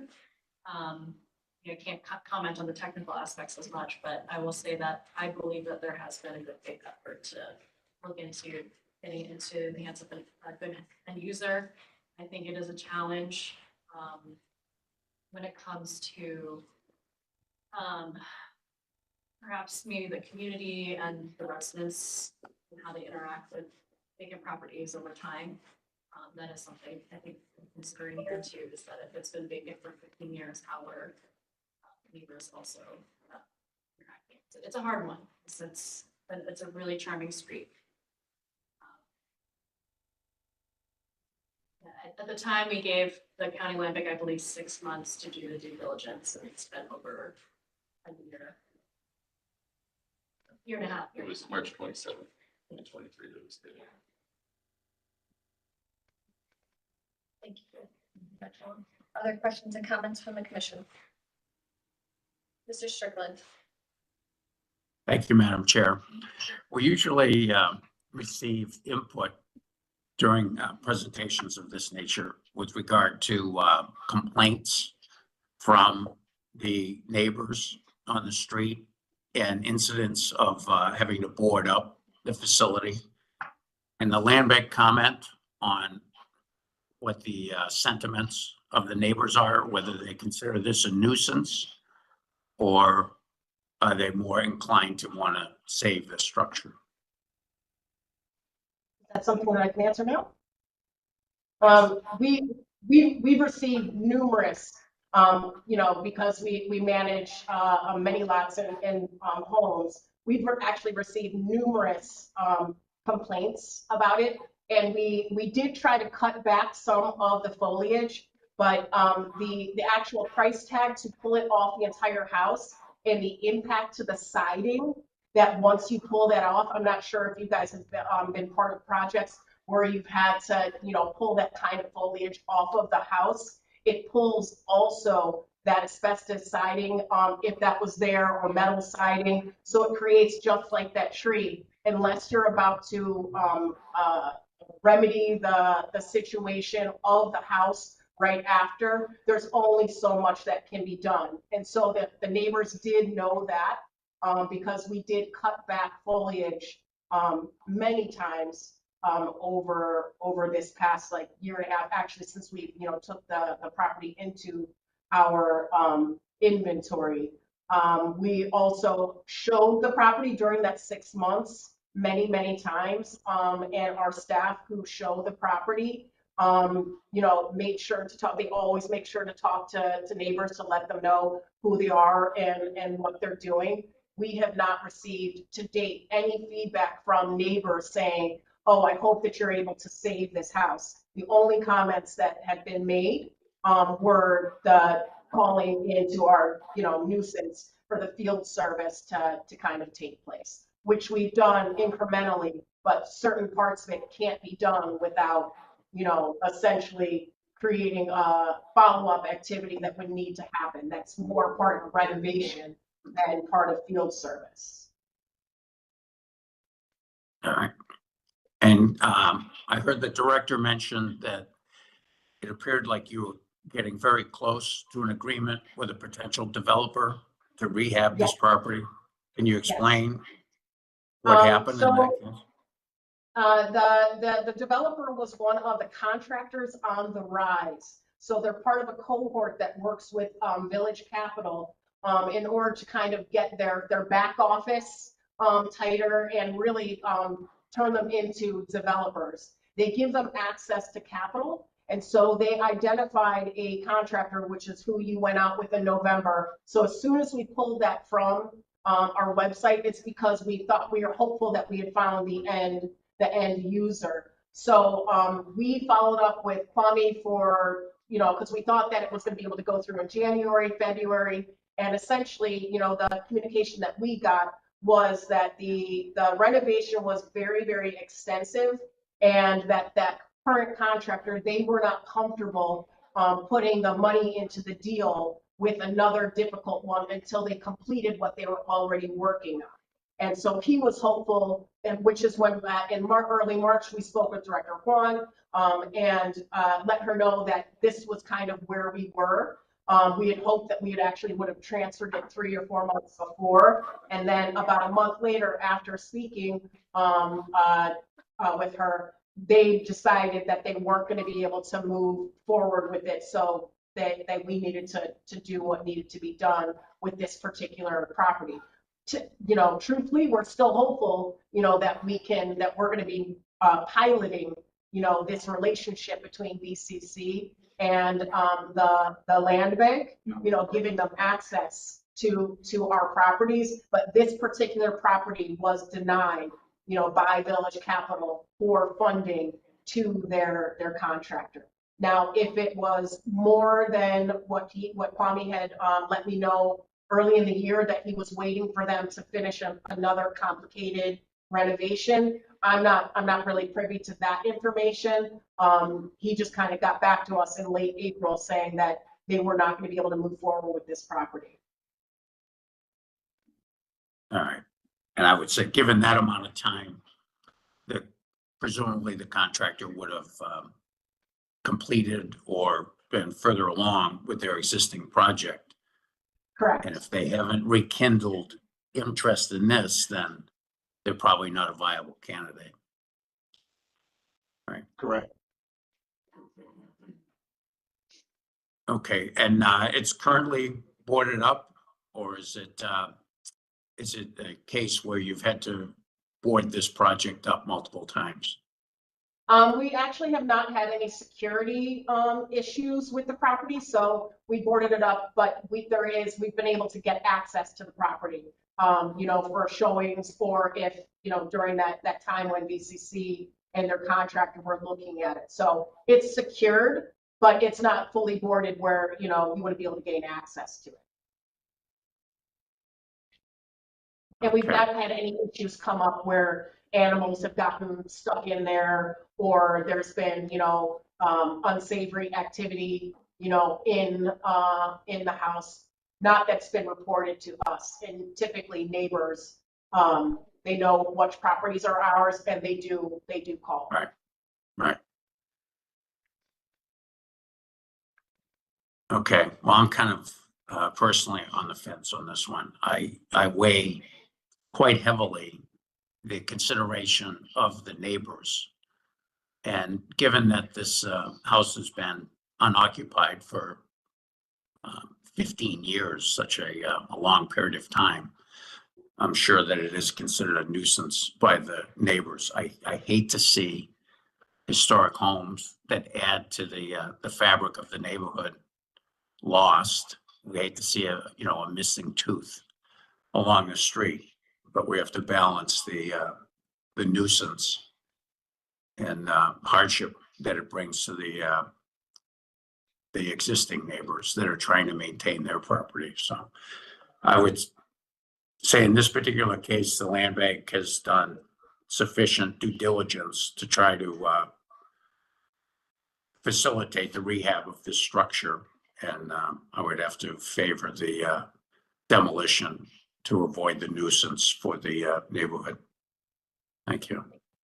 Thank you, Mr. Strickland. Other comments and questions from the commission? Thank you, Madam Chair. This is certainly a tough one.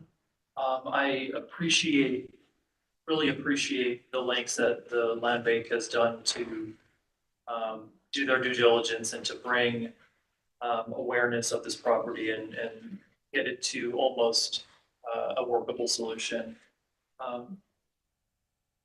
The reason why we're talking about this today is because this is in a historic district and a threatened historic district. So that weighs extremely heavily on, I think, our plate here as part of this body. The challenge that I see right now is, nothing's been happening with this property since March. So I think that there's been 8 months of missed opportunity for someone else to come in and possibly take on this project. So that's what I'm grappling with. And if this was, put back on the website, if this was re-advertised, would there be someone who'd be interested? Right now, no one knows this property is available. It's not listed in the materials. So where I'm at right now is I'm not in favor of demolition at this point because I feel like there still may be an opportunity out there. So that's kind of where my head is at. Thank you, Mr. Manager. Ms. Anderson? Thank you, Madam Chair. A while back, I listed a property that had sat vacant for a very long time. There were trees growing from the foundation. I think that the seeds accumulate there and get trees. And before we put the property on the market, I told the seller to remove the tree. Or there were several of them. And I think it just shows that the seller has some concerns about the property. The property was boarded, it was secure, but it kind of sends a message that, oh, we've just given up. The other thing is, two more things. $225,000 sounds like what somebody would pay for renovated, or even probably more for new construction in the area. There is new construction not too far away. It's not right in that general neighborhood, but it doesn't seem like it's totally outside the realm of feasibility. I know I brought this up before. I realize it's maybe hard for people to wrap their heads around, but it costs money to demolish a property. I don't know why you can't have some sort of breakdown of, the $15,000 or whatever it's going to cost to demolish, put that towards saving the property. That along with tax abatement, it could make a property from a marginal project to something that's much more workable. Those are my comments. Thank you, Ms. Anderson. Other questions and comments from the commission? I think on other projects, the demolition board, the county or the city does not own these properties. It's the county that owns this property. If we were to approve a demolition, would some of these materials be eligible? Restoration of other projects or self-storage? Would the land bank like to respond to that? I'm sorry, we couldn't, it was very difficult to hear you. Would some of these materials be salvageable for use in other projects or other? Could some of these materials be reused in some way? They would have to be evaluated. Theoretically, they could be, but without knowing what materials we're talking about and the conditions, it's hard to say, but in theory, we could look into that if there was some willingness by the commission, some flexibility. Give an example, Mr. Stanberry. You're saying So- like any doors and. Right, so the foundation stones, they look like they've been painted, but maybe they. paint Sure. extra. And We those could do foundations something like that. used in And we have done that. We have done that before. We actually just are on a demolition right now where the mushrooms that were growing completely through the house are actually being used by an artist. There's been demolitions in the past where we've been able to save sandstone and use them for other projects. I also wanted to note, based on the last comment, that when this property was listed, it was listed with a $30,000 grant that where the land bank would perform up to $30,000 worth of work to an owner occupant. So much work could have been done had an owner occupant come forward. Even though they weren't going to be an owner occupant, they would have sold it. As part of our relationship with DCC, we also extended that we would take care of that tree and help with the foundation so that it would be more manageable for a renovation for their contractor. So listing a property where the tree removal is several $1,000s, and then also the foundation work is upwards of $12,000, potentially more. That's not something that we would have been able to do before listing the property. But there was grant money that was from the land bank that was tied to the property as part of the sale. Can I comment as well? Yes, go ahead. Thank you. In addition to that, just in response to some of the other things that were mentioned, the other thing to keep into consideration is that we did have an agreement before to do certain things. We met those terms. So to come back later on and say, well, you didn't do enough. Well, we actually met the terms of the agreement and say, well, theoretically, somebody could come. Of course, somebody could come in 3 years, 4 years, 5 years, maybe, but no one has come, right? Well, think about what we've done. Not only did we make money available for the project, we held it a lot longer than we had the obligation to. We were trying to create a pilot program with Village Capital because they have capital available and contractors available.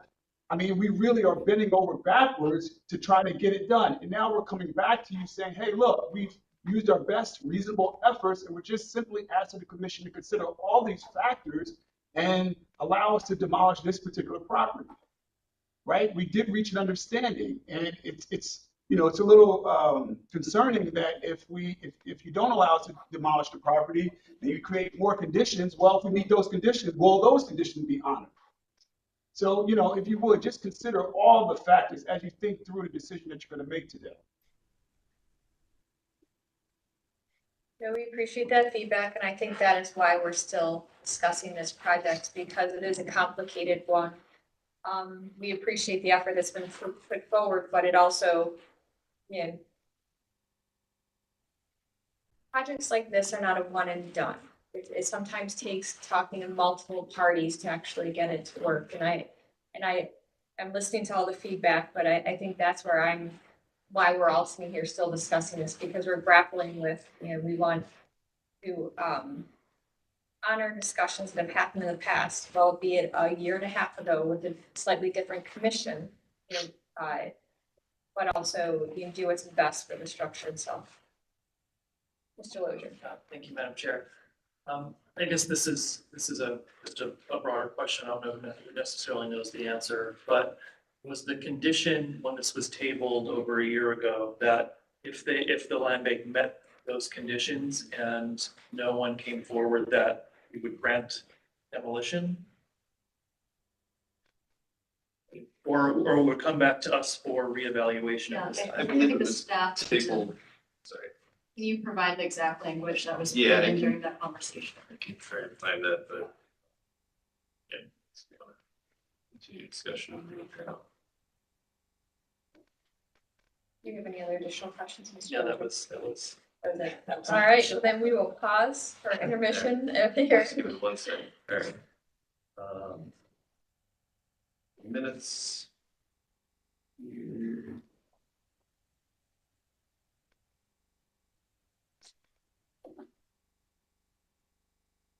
Looks like that was some other long meetings. Okay. Here it is. It was, discussion about it. It was. Well, there's a motion to deny that didn't proceed. And then.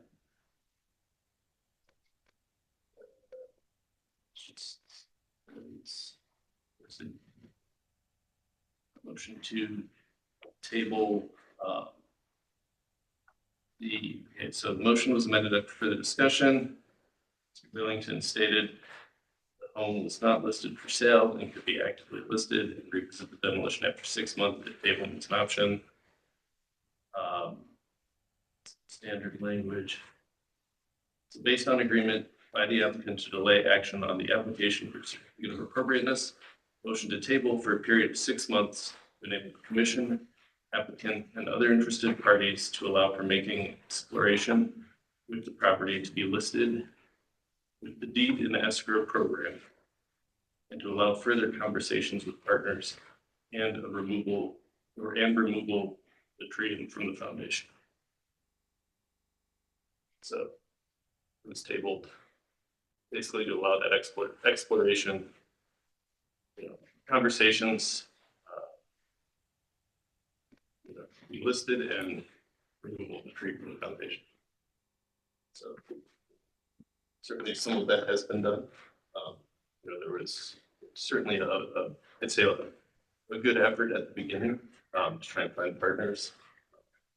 Director Wong and I both had discussions with, those kind of tapered off at one point. With my records, the last emails I have about this before September 2024 were from November 2023. So if there were discussions between then, I was not involved in it. So that's kind of what. Thank you. Dr. Long, would you add something? I think, that due diligence period has long passed with the 6 months. And I understand that the contractor process took a little longer than anticipated. But again, I stand by the fact that I believe that they have done their best. I think that the market here is a challenge. We have not seen any other nonprofit organizations step in to take hold of the property or maybe have the capacity to take on the property, especially for the cost of the renovation. I am not a realtor, but I spent browsing Zillow quickly and, similar homes are being listed for about $100,000, give or take. The larger homes closer to East Boulevard are more in the 200s plus. So to me, the economics comes into question here. And that, I don't think there was a promise, but I think that there was a discussion about bringing it back for a decision if that there was no ability to develop it. And therefore, I would support the demolition. The hope is that they would be able to build a home here in the future if the market picks up that matches the character of the neighborhood. I think really what we're talking about is preserving the fabric of the homes. I think the architecture of the home itself, unless folks feel free to disagree, but I think the architecture itself, is quite fabric. And really what we're talking about is, do we preserve structure on the street, or is there something inherently remarkable about the actual structure? So again, I do believe the county land bank has done their due diligence here. Thank you, Kathy. All right, we are at that point that I do think we need to continue moving and get this to move forward. So I would Ask if there's any additional questions or comments that the commission has, or would someone like to put forward a motion? I will put forward a motion to approve. A motion to approve. Do we have a second? I'll second that. We have a motion. We have a second. Any further discussion? I would like to add a condition that an effort is made to salvage some of the materials. Be defined by staff. We have a motion. We have a second with a condition. Any further discussion? This motion, or is that You have a condition? question? Is that, I'm sorry, thank you. Director Wong, is that acceptable to add that as a condition? Yes, I would like to add it as a condition, and I'd like to make sure that, you know, if this motion moves forward, that the staff get completed better on that way to discuss that. Thank you. Within a So, month. Mr. Strickland, do you agree with adding that as a condition? Yes, I do. All right, thank you. Any further discussion? All right, that's me. Mr. Muslim, Bubble. Ms. Anderson, No. Mr. Doolittle, Reluctantly, yes. Director Wong, Yes. Mr. Lozier, No. Mr. Sandberg, Yes. Mr. Strickland, Yes. Mr. Truss, Dr. Williams, Yes. and Ms. Trout. No. All right, Madam Chair, the motion passes by a vote of 5 to 3. All right, so you've been granted approval for the demolition. We'd ask you to continue the efforts to team with our staff and maybe have a more reoccurring conversation with the staff about situations like this, because obviously we do take this seriously. We understand the position you're in, and we hope you understand the position we're in. So we look forward to strengthening our relationship, having more conversations with you about future homes that are in this position. Thank you. We appreciate the commission's willingness to be flexible in this. Can I ask, I'm sorry, one clarifying question. I didn't quite hear the involvement of that Director Wong had of Landmarks with the proposal for saving. Is that something that you guys have, you would want someone from your staff to actually walk it because they would be able to tell what may be able to be, or you want to be in on that meeting, just so I'm clear as to how, you know, you would like us to move forward on, you know. We can reach out directly to Director Wong if you like. So this is Director Huang. I think you should reach out directly to Secretary Muslin. And I would like for that meeting to happen within the 30 days. Okay. Thank you. All right, thank you. Thank you. We'll move that on to our next applicant, located at 3335 East 55th Street, the Olympia Building Apartment renovation. I'd like to welcome the applicant. Please announce yourself and tell us about your project. Good morning to the chair, members of the commission. My name is Anthony Heaty from Heaty DeFrancisco and Siebold Architects. Also joining me virtually are Michael Werner and Mark Beam from our office, and representing the Olympia Foundation, the owner and developer of the building, are David Garland and Jennifer Wintner. If you could advance to the first slide, please. You can go on to the next one. Yeah, the project is the interior renovation, comprehensive modernization of the upper 2 floors of this mixed-use building. It was originally constructed around 1913 and also included the Olympia Theater. That portion of the building was demolished in the 1980s, and the existing remaining portion of the building was converted to housing and commercial storefronts.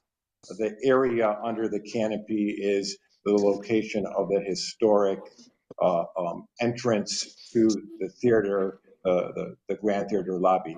But this project is just the renovation of the 2nd floor interiors.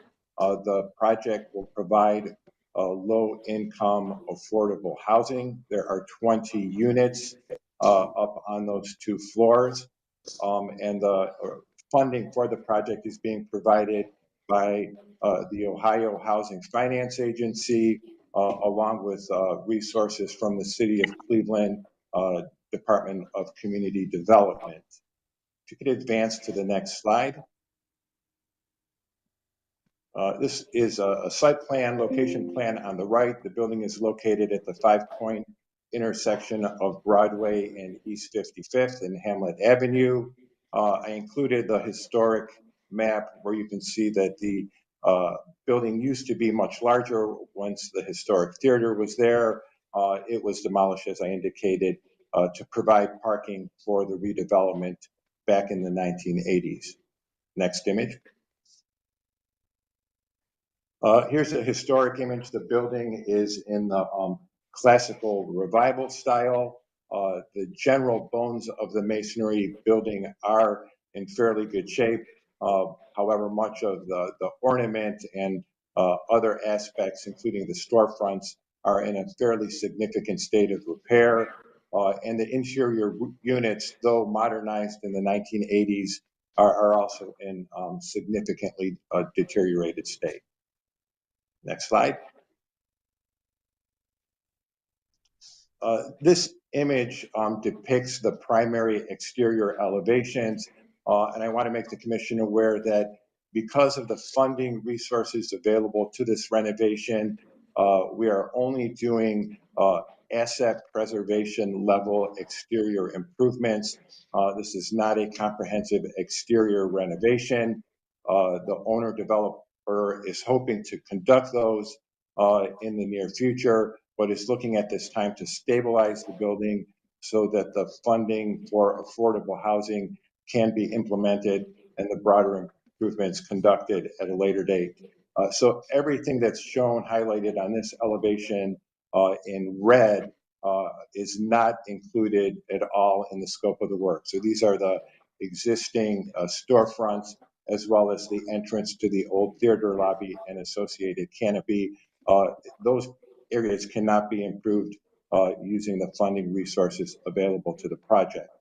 The areas highlighted in yellow are areas that provide access up to resident suites, as well as a laundry room, management office. Those areas will receive improvements. Next slide, please.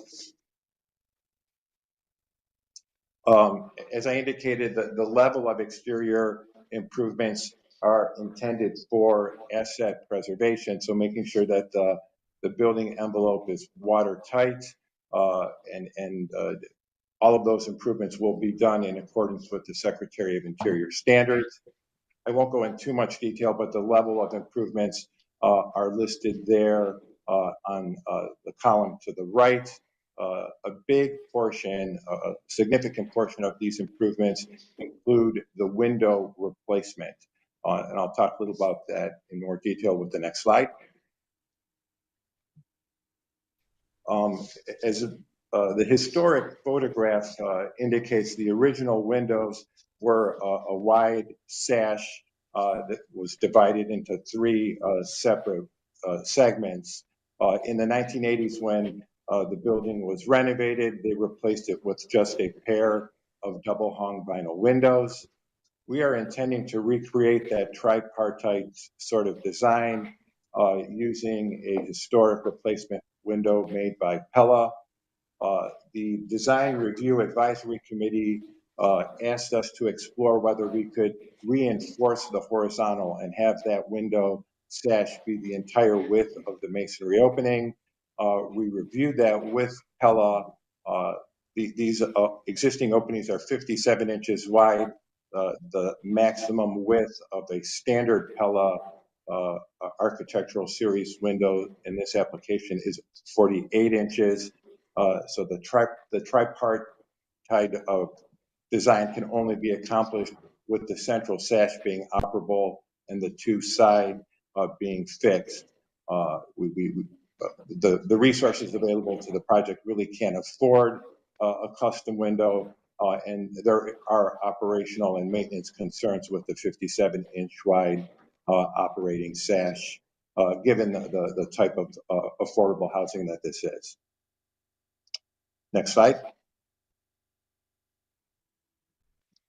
The scope of improvements will include extending the landing on each of the two fire escapes to meet code, and the existing fire escapes will be repaired, primed, and painted to be made safe.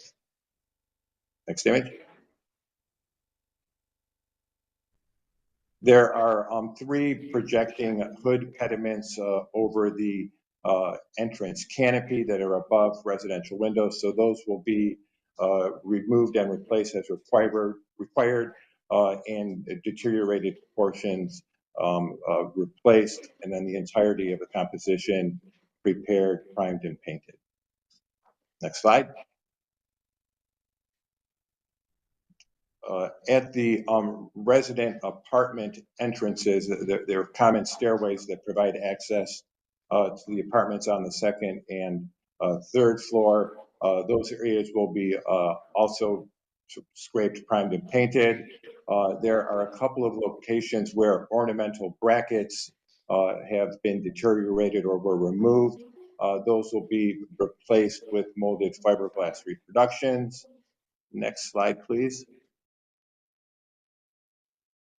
In our conversation last week with the advisory committee, they requested us to look into replacing the door with a full light glass door as existed. Other photos of this facade would show that most of those have since been boarded up, and our owner developer indicated that due to operation, maintenance, and security, they really need to have that be a solid core door. So we're recommending the two-panel door depicted on the right. The advisory committee also requested that we look at other light fixtures. So if you move to the next slide, we will use a vandal-resistant light fixture as depicted there, and the colors for those improvements would be generally the neutral colors that match the existing stone and cement ornamental portions of the building. We will also, in this renovation, have the exposed conduit that currently feeds those light fixtures removed, and these would be lighted internally. Next slide. As I indicated, the storefronts generally will not be restored at this time. It is the owner developer's intent in the near future, after the property is stabilized, to conduct a more comprehensive storefront rehabilitation. But for this project, we're only taking this one storefront that will provide access to the laundry room and management office, and doing sort of an asset preservation level improvement of replacing deteriorated wood, scraping, painting, priming, and making it functional in the short term. Next image. The secondary elevation on Hamlet will receive the same level of asset preservation improvements, including cleaning up of the fire escape, which is required by code. Next slide. On the secondary elevations, as well as the rear, we will not be using the historic replacement windows. We'll be using a Pella vinyl, a Pella fiberglass window, the Impervious series, that is more cost effective and durable for this type of application. It will be in the color tan as depicted on the slide. Next image. The rear elevations will have similar level of improvements. One thing that is different, in this case, the clay coping tiles will be removed and salvaged for reinstallation on the front and side elevation where they are more visible. And the rear elevation then would have new aluminum coping installed where those salvage pieces have been removed. Next slide.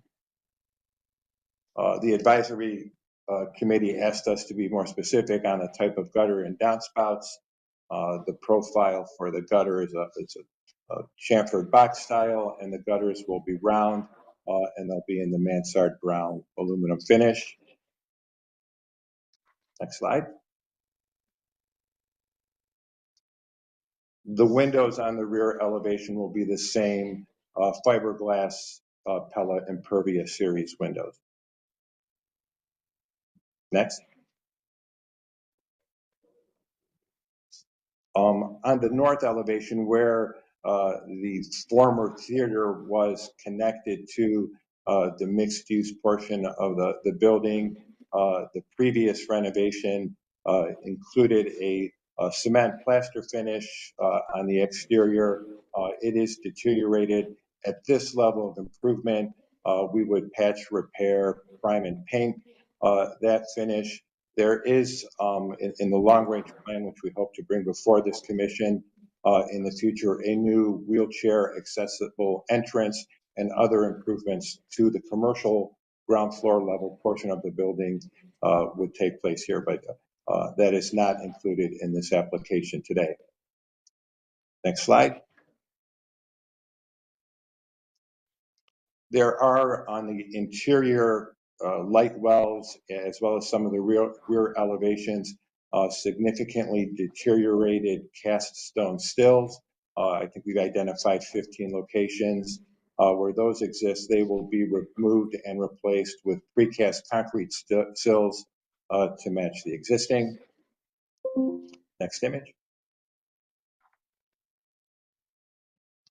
The Design Review Advisory Committee did question our intent on masonry mortar.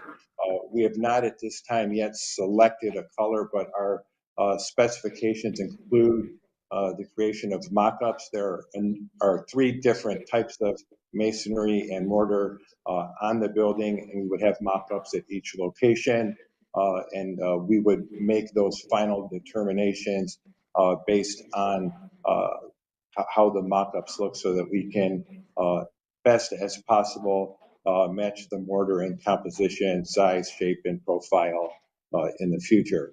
And we would certainly welcome, if it's appropriate, having staff members from the Landmarks Commission participate in that review. Next. There is an existing chimney on the rear elevation from a now abandoned boiler. It is in a severe state of deterioration and collapse. It really doesn't contribute in any way to the elevation of the building. So we're recommending that it be demolished down to the parapet level and patched and repaired to match the parapet. Next slide. There are existing rear stairs and balcony that provide access to the back doors of units on the 2nd and 3rd floor. The wood stair that goes up to those locations will remain existing. It will be repaired. All of the handrails, guardrails, and balusters will be removed and replaced with new preservative treated wood that would be up to code. It is currently an open riser stair. We would provide and install new risers so that it would become an enclosed stair, and the entire assembly would be painted that keystone gray color depicted on the slide. Next slide, please. Similarly, there is a steel handrail, guardrail, balcony across the rear elevations of the building. That would all be prepared, primed, and painted that same color. If you go to the next slide, for code reasons, the existing balusters do not meet the required opening by code. So a new 3x3 wire welded mesh panel will be fabricated and welded to the existing balusters and support to provide that code safety requirement. And it would also be painted the keystone gray to match the entire rear stair balcony color on the back. Next slide. Finally, there are a limited number of site improvements the project will include, and these generally involve providing accessibility to the rear entrance of the office space, as well as providing semi-ambulatory access to the second and third floor apartments. The asphalt pavement will be slightly regraded and repaved, and a new concrete slab will be poured in and around that stair area, and a ornamental steel fence with a secure gate will be installed, and a new dumpster enclosure highlighted there in orange. Next image. There you can see the composite wood Trex material that will be used around the dumpster enclosure, and the ornamental steel fence and gates that will secure that stair area for the residents. That includes a brief summary of the presentation, and gladly respond to any questions from the commission. All right, thank you for the very thorough presentation. We'll move on to Design Review Advisory Committee recommendations. Thank you, Madam Chair. This was reviewed by the Greater Cuyahoga Valley Historic Design Review Advisory Committee on October 15th. There was quite a bit of discussion about the windows on the front regarding the thickness of the divisions and recess on that.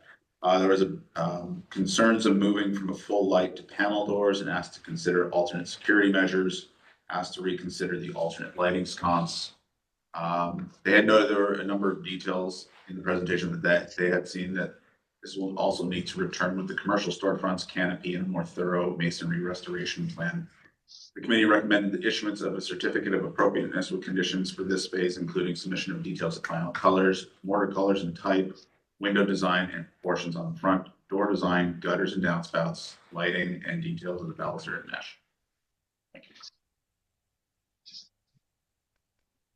Thank you. And then Landmark staff recommendations. Thank you, Madam Chair. Staff essentially agrees with the Local Design Review Advisory Committee. We're looking forward to seeing the storefronts return when they're ready for final approval.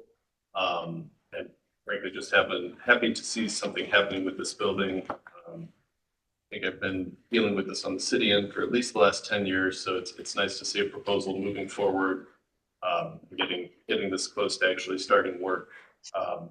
We do think that there's probably a more appropriate way to handle the door replacements on the first floor, maybe Lexan or other security glass. We don't really want to see it go to that 2-panel system because it doesn't really fit the context of the rest of that first floor level, with the storefronts and residential entrances. And wanted to ensure that when the new light fixtures are installed, the conduit is removed from the exterior of the masonry there, and that they're sort of installed through the masonry so we don't have conduit running all over the building. And also just like to note, staff is happy to work with the applicant on the final mortar color once the mock-ups are installed. All right, thank you. We'll open up the floor to the commission for questions and comments. Let's start us off. Well, I'll ask one clarifying question. I'm sorry if I missed this. Will all of the windows on the front and all sides be replaced? I did hear that you have the aluminum wood clad on the front and fiberglass on the sides and the rear, but will all windows be replaced? Yes, all of the windows on the second and third floor will be replaced. Okay. And will all doors be replaced also on the alternate sides beyond the front and these storefronts? Yes, all of the doors will be replaced that provide access to residential units. Like the ones on the rear by those balconies will be replaced, and what will they be replaced with? Yeah, they're panel doors and aluminum storm doors. So similar to what was on the front in design? Correct. Yeah, and that is what is there now. Okay, thank you. Apologize if I missed that earlier. So yes, I'll open up the floor to the commission for other questions or comments.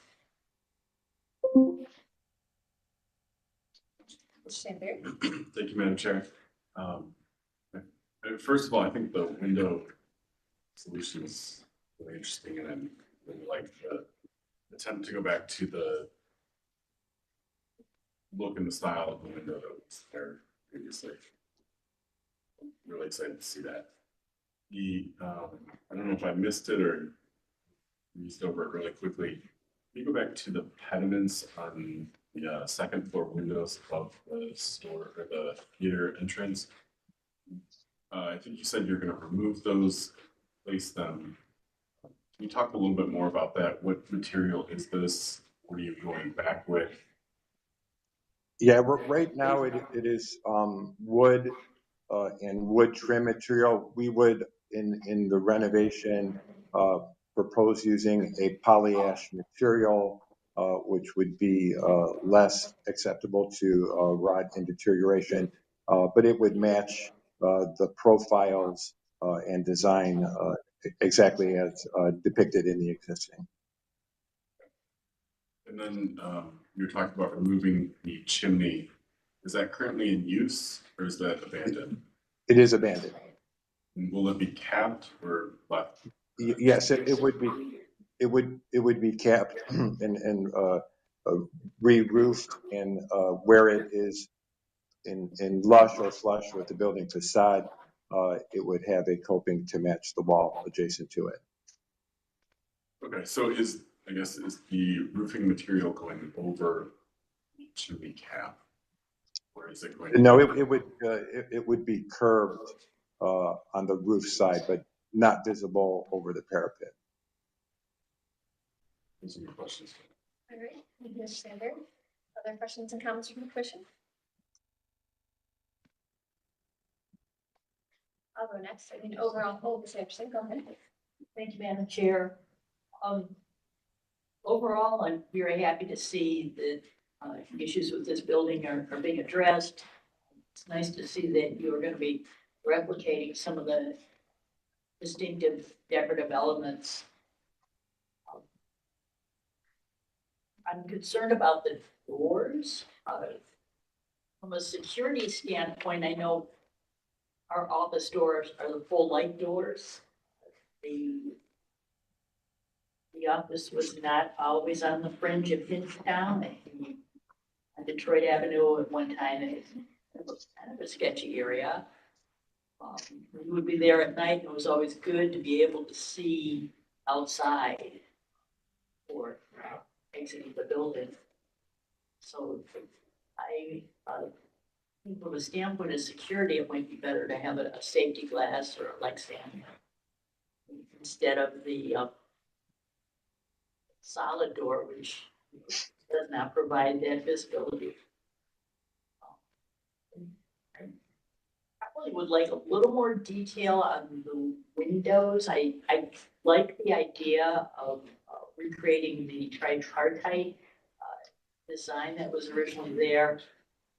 Just want to make sure, I think there was a lot of discussion mentioned that the local design review, that something that is a consistent look with what was originally there. Those are my comments. All right, thank you, Mr. Anderson. Overall, I think I'm in support of this project. It's a fairly sensitive, restoration, which I appreciate, and trying to restore the details. Similar to what's been said, the only thing that I take a little exception to is the entrance doors on the first floor. If the upper floors on the rear are directly to units, I have no problem with them being a solid door. But the main entrances, as shown on the screen, I would agree with, from a historical standpoint and a safety standpoint, I personally would prefer these to be maintained as a full light or at minimum a half light door, which is in more, works in concert with the historical, context that's adjacent in the storefronts, and would blend well when you restore that storefront, hopefully in the future. But overall, I think that is the only, assumption I took to the presentation would be to study and come back to staff with a new door proposal that can meet the aesthetic, historical aesthetic, but address the safety concerns. Along with, returning for any final storefront restoration improvements and stuff. But overall, I'm in support of the project. Other questions and comments? Mr. Lincoln? Thank you, Madam Chair. So I wanted to also sort of commend the applicant on being and creating a fairly thoughtful and comprehensive renovation and restoration to this building. It's exciting that this will find new life and be a really great contributor to the community in which this resides.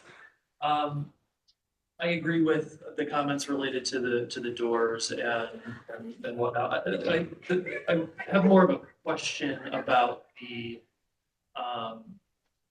fire escapes on both the front, primarily the front, but also the side. I don't know if there's anything within the floor plan that any changes to the floor plan or changes to the units to negate the need for the fire escapes, either on the front or the side.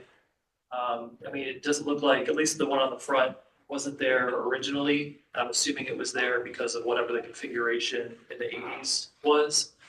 But I guess my question is, if there's changes being made to the layout on the interior, does it still require the fire escape? The layout on the interior, the modifications are all happening within existing unit demising walls. So given the overall configuration of the residential units, new stairwells would have to be created within the fabric, and that, given the way it's laid out, it would require 2 new stairwells in the building to provide the egress that's required to avoid dead-end corridors, and that would just take away a significant amount of leasable area, as well as require a place to come down on the ground floor within the storefront tenant spaces. So given the shape and form of the building and the existing layout, I mean, it would certainly be a difficult challenge, and certainly not within the resource available for affordable housing. Thank you. Other questions and comments from the commission? I'm ready to propose a motion. I think that that works for everybody. I just want to comment. I think this corner is one of the only corners. There's only several corners left in the whole city of Cleveland that has the footprints still there from the, original, so to speak, footprint. So it's great to see this come back to life and well thought out. Thank you to the architect. So I will make a motion to approve the renovation of this project on Broadway Avenue with the condition that the doors be maintain a full or half light door option up to the architect and the developer, and then that can come back to staff. Or any other conditions? One clarification, is that for first floor doors only? First floor doors. And the others could be maintained as a solid door? Those are to the Yes, the others could be maintained as solid doors. I think first floor doors would be helpful for the eyes on the street. Thank you. Thank you. Thank you. So we have a motion on the table with condition. Do we have a second? Second. All right, thank you, Mr. Stanberry. Any further discussion? I think the one other condition that was mentioned was in the replacement of the light fixtures to remove any existing conduit and tie in through the masonry itself rather than. Yes, I'm happy to add that as a condition. That scope is included in the project already. That is included. Okay, great. So scratch that condition. Yeah, it's already met. It's already met. Mr. Dooley. And is the staff review of final colors? Yes. Yeah. Okay. Yes. And then if we're going to add like the full requirement is just assuring that the return for all final signage and storefront. Sure. All that, Dan? Working on it. I think my notes, because I write it out too. All right, so we have a motion with some conditions. Any further discussion? Mr. Musson, please go. Ms. Anderson? Yes. Mr. Dooley? Yes. Director Wong, Yes. Mr. Loesch, Yes. Mr. Sandberg, Yes. Mr. Strickland, Yes. Dr. Williams, Yes. and Ms. Trout. Yes. Madam Chair, the motion passes unanimously. Excellent. Congratulations. We look forward to seeing your project move forward. Good, thank you. Thank you. That concludes our certificates of appropriateness for today. We'll now move on to our concept and schematic plan reviews. As a reminder, these are for review only and will not be voting. We'd like to welcome our first applicant located at 1422 West 74th Street, the Waterson Lake Apartments. Construction. Hello, and thank you for giving us the opportunity to present again and reintroduce the project of where we've been, where we are, and hopefully where we take it. Go to the next slide. So our development is, just to reiterate, a 5-story apartment building located on Detroit Avenue between 74th and 75th at the old location of the Waterson Lake Elementary School. Next slide. This plan and concept that you're going to see is in response to an RFP that was put out by the city of Cleveland. We responded to that RFP with a proposal to meet the requirements of affordable units, density, along with some other community aspects per their study, and were awarded the development rights with our development partner. Next slide. And since award, the elementary school has been raised. The site has been prepped. It's a greenfield now.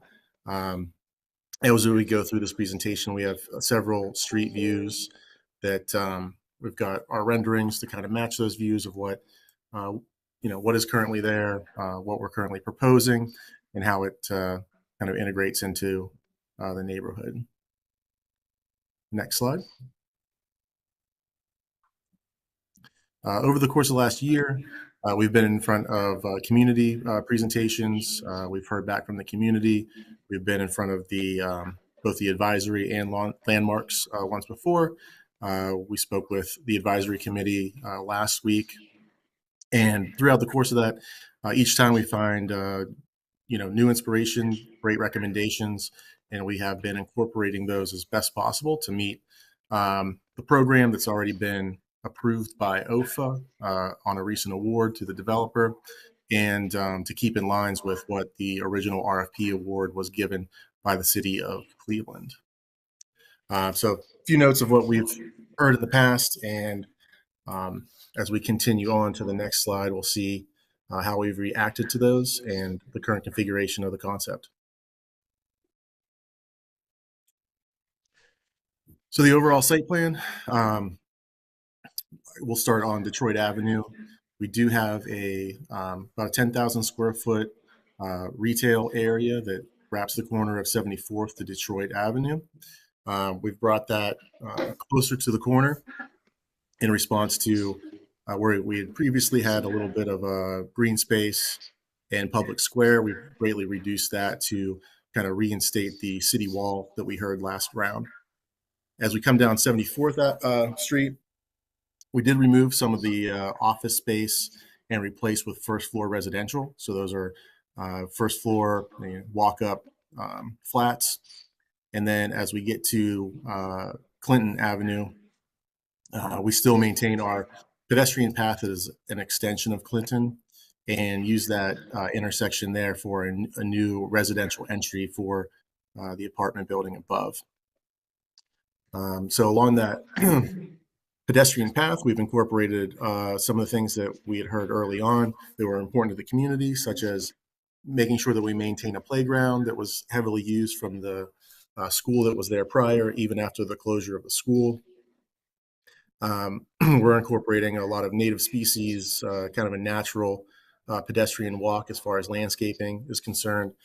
And then as you kind of proceed north or plan north to 75th Street, this is where we have some townhomes and also a community space that'll be available for residents and community. So kind of as a summary is the footprint of the building, we focused as kind of a 3 entry point. Retail and is along Detroit and the corner of 74th. Our primary residence entrance is off of the Clinton Avenue pedestrian path extension. And then on 75th Street at the opposite end of that pedestrian path, we have our community space and outreach. Playing west of that, we have 6 townhomes that we've got to provide a variety of housing in this program. And also important that we wanted to take the mid-rise scale of the apartment building and transition it to a 2-story mass that is more appropriate with the neighborhood as we blend into it. We also heard that we need to strike a balance between parking and green space and amenity space. So as you can see in this plan, we have increased the parking with a flat lot that was previously townhomes and community gardens. That has been replaced now with parking as a response to concern. The previous 6 townhomes that had been in that location have now been integrated into the multifamily building, and that's what we see there on the first floor as residential walkout first floor units. So the unit count has stayed the same per the OFO requirements from the unit count to the unit mix. Next slide, please. So overall, the idea for the overall site plan, again, there's no trees currently, but there is one that we're working through the tree maintenance program. We do want to incorporate new street trees that would mimic and complete what's existing in the surrounding area. And then as far as our pedestrian walk, again, native species that would be a low maintenance, but also kind of a naturalistic approach to that landscaping, not heavily ornament, but things that kind of come in and out of season. So there's always a point of interest. Our playground area taking the same approach, using a lot of natural structured playground equipment, taking a step away from brightly colored equipment there and working with more like raw materials and a natural aspect. That landscaping as well would be used as a screen wall around the parking itself. So we would have, substantial height landscaping around the perimeter of the parking lot. So that way it would screen from street view and neighboring residents. Next slide, please. First floor plan, kind of touched on this briefly, but working from right to left, we have that retail area that would be accessible from Detroit Avenue and maintaining a small recess in the building at the corner of 74th and Detroit, just to maintain some views as you come around that corner because it is a sharp angle. We'd also moved our access to parking in response of where it had previously been on 74th. And then again, we've got 2 residential units that face 74th, and then an additional 4 residential units that would look out onto the pedestrian walk, with our residential lobby centered between, and that's the core of our building that would go up and serve the apartments above. And then off 75th Street, secondary entrance to the parking lot, as well as our community space. Next slide, please. Floors 2 through 5 are our typical unit mix. We have 2 bedrooms, 1 bedrooms, studios, and then the integration now of a 3 and a 4 family sized unit, 1 per floor. Each floor would also have a small amenity that would be stacked over that residential entry. So those would be amenities such as community kitchens, small fitness area, and a study. Next slide, please. This is the Detroit Ave elevation. We took kind of some precedents from buildings left and right. While this is a new building, we've tried to still take the concepts of a base, middle, and top here for like the traditional architecture and implemented several setbacks, some larger than others as the building scales up to have a little bit of a modern interpretation on what some of the existing fabric is left and right of our site. Next slide, please. These are overall elevations, including the massings on the street as well.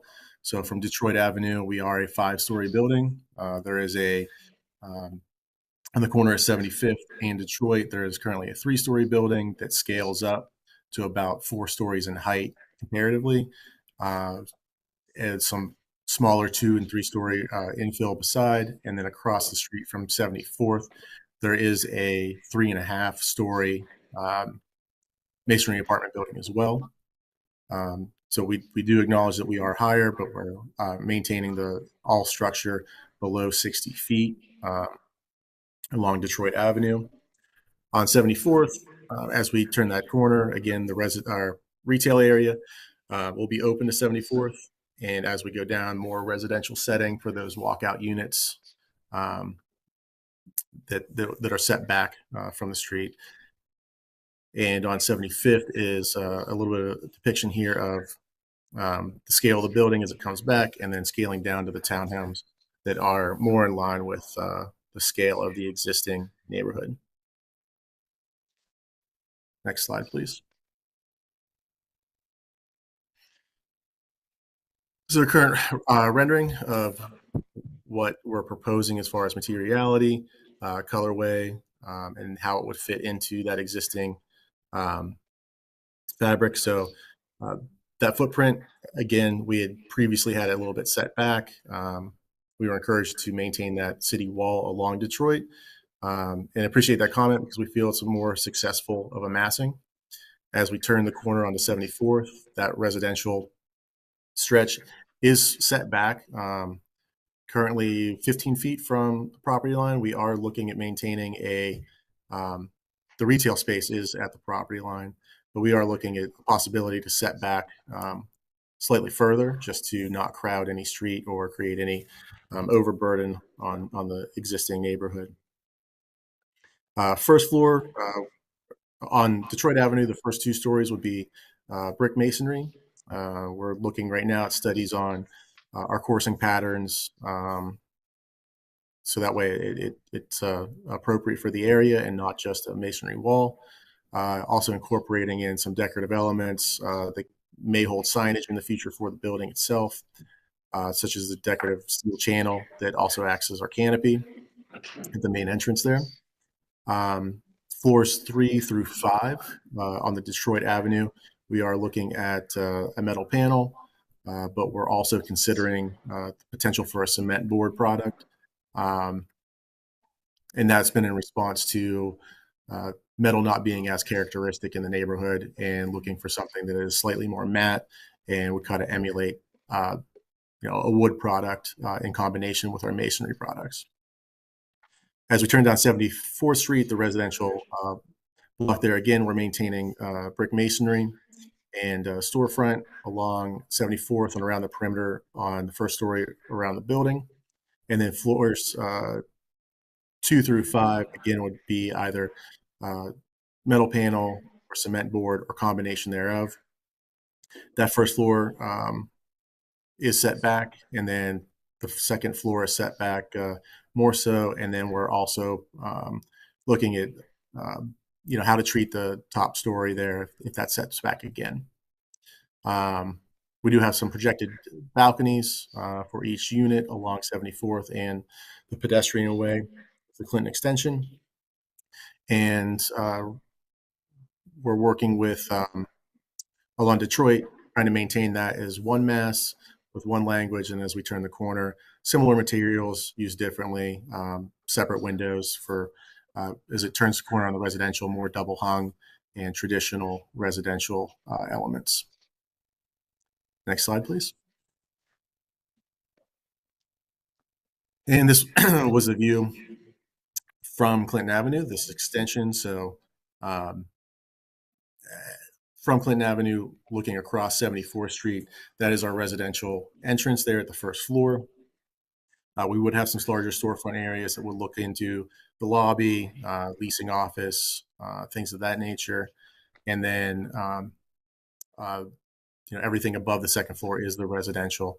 The kind of intersection of the two legs of this building, again, those are our amenity spaces, some walkout areas on the third floor that would be off of a lounge setting, and then another walkout area on the second floor that would be for our community room. Again, this view to the left, we see our pedestrian walk is that extension to get from 74th to 75th. The playground placement here, we have heard that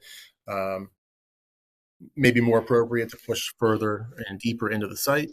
And we're investigating that now as well. And then we're currently still working through the concepts of our townhomes, but as you can see in the distance behind the playground, we do have those and working on, matching some of the characteristics of the neighborhood with sloped roofs and more traditional setting rather than the previous modern take that we had presented last time. And then also in this view, the landscape screening for the parking lot, we do have the parking lot accurately rendered, but also the landscaping to screen it so that way it's not a visual obstruction to the community. Next slide, please.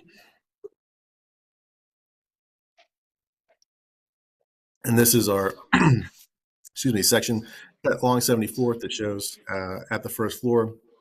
We do have our masonry, storefront for some of those more public areas, and then a relatively deep recess to the 4 stories above first story. And then again, an additional recess either at the 4th or 5th story.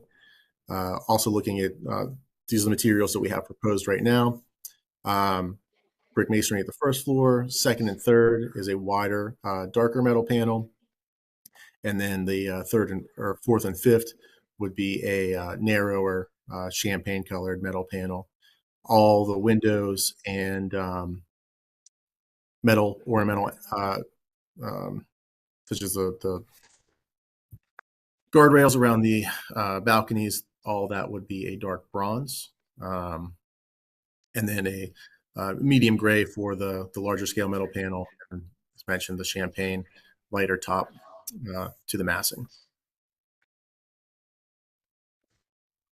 And that is where we stand today.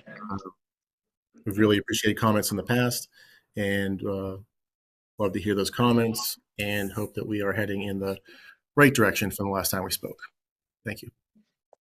Thank you for the presentation. We'll move on to the Design Review Advisory Committee recommendation. Thank you, Madam Chair. This project was reviewed by the Historic West Cleveland Design Review Advisory Committee on the 16th. They reviewed it schematically and so did not take action but provided comments.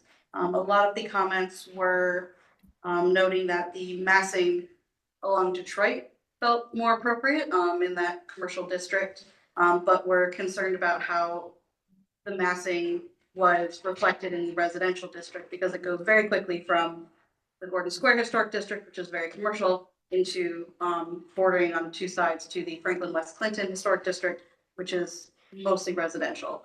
And so a lot of concerns about that sensitivity that should take place with that change. Also on the site, just kind of looking for that green space or space for the community to gather outside, and concerns for possibly the playground being further south on the property and not right at that intersection. Or more shade trees as well. It was a very good discussion that just appreciated the evolution of the project based on feedback that they've received, and also noting the difficulty of that kind of need to fulfill the RFP as well as community needs, as well as 2 different districts intersecting at that one area. And requested for the design specifically for it to blend more into the district with more masonry, either in the red color that the old school was, or in the yellow color of the two kind of neighboring taller buildings in the area, and kind of pulling from the context from those historic buildings, not necessarily copying them because this is new construction, it should look modern, but maybe less of an industrial feel and more of contextual to the neighborhood. And yeah, just a lot of discussion on the massing and kind of hoping that that can be, I'm not sure the exact word for it, but done sensitively as it goes into that residential area. Excellent, thank you. And Landmarks staff, oh, I'm sorry, public comments. So we did receive public comment for this project. That public comment we received before our Tuesday deadline was submitted into Dropbox and shared with the commission members. So we received 10 comments before the deadline. We did receive numerous other comments after the Tuesday deadline that were in a similar vein and can be available. And they are saved for our file and available as needed.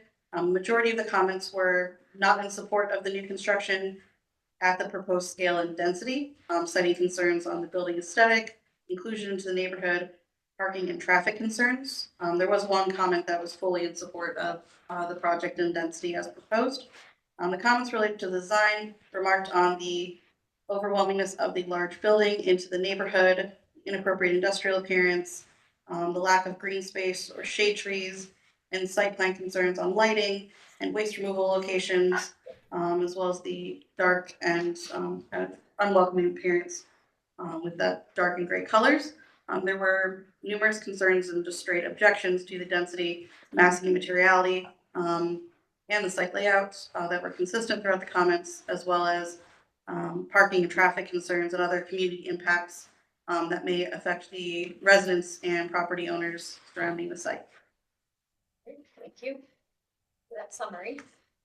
Now Landmark staff's recommendations. Thank you, Madam Chair.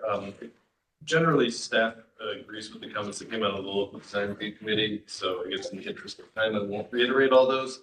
But just there are some key aspects of the RFP that I think need a little more attention, like the idea of a nod towards the former school building, and that might be able to be done with materials. I think generally the materials could be a little bit warmer, less industrial. Probably like to see more masonry on Detroit, and then little details like the fenestration, giving that a more residential feel, so kind of that more elongated kind of commercial industrial feel that some of the windows have. So yes, generally, I think reiterating, reinforcing the comments that came out of the local design review committee. All right, then we'll open up for the commission for questions and comments. Who'd like to start us off?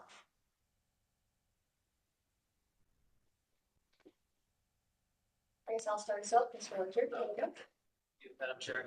I guess this is maybe a broader question, but how was the density established for the RFP? I'm assuming it was done through market assessment and whatnot, but I mean, seeing how this density overlays onto the site, particularly when it comes to scale and mass of this building and the amount of parking that's included, it seems like there's maybe a little bit of a challenge between, there seems to be a conflict between that scale of this and what may be appropriate for the neighborhood. And I don't know if there's the opportunity to revisit that density as part of the development of this particular project. Because I do have concerns, especially as it does, as the massing continues into the neighborhood, that it seems fairly out of scale. And that may also just be due to the materiality and the language that's being proposed now. But it seems like there is a little bit of conflict between the density and what seems appropriate in this particular location. So I don't know if anyone has feedback on that or relative to that, but that's one observation that I have. Yeah, I could touch on the evolution of the development and the performa. The RFP was heavily weighted to density. It was a points-based system for award. So throughout that, the more units, the greater point system. To balance that with the footprint of development, we looked at the site of not crossing the threshold of the Clinton extension for that massing, thinking that it was appropriate between Clinton and Detroit. That massing provided us a number of units that was kind of encouraged through that RFP. And then, as you mentioned with parking, that was also, it has been a discussion, an ongoing discussion. The city's zoning's new parking management plan, because we are in a transit-oriented district, there's now no requirements upon parking. It is what a study generates based on the need for parking within the program of the building. We've gone back and forth on that. We feel as though we do not need as many parking spaces as we're currently showing, but we've increased them based on community concern and outreach, and feel that that was a warranted concern. But currently, we are providing 40 spaces for the retail area that are integrated at the underneath the building, and then we're hitting a 50% threshold as far as space per unit in the apartment building, and we felt that was appropriate based on the demographic of the housing and proximity to mass transit in the area and district. I can also jump in as well. This is Director Blum. This is a city RFP, and thank you to the architect for explaining kind of background on that. And I think this isn't a case where a development is trying to balance many requests. So there's a call for affordability, there's a call for playground and green space, there's also a call for parking, and I think what we're seeing is compromise of all of those things. If there was less parking, you could probably drop the massing down and kind of have more of a townhouse style or lower level across the 74th Street. I think what we're seeing here is a number of units that is locked in by OFA based on their application to them. So I think he may have mentioned this, but the number of units, even the mix, is now tied to the financing. And so that's therefore how the density has evolved and is now set. And again, I do think that this is a case of many compromises resulting in the site plan that we see today.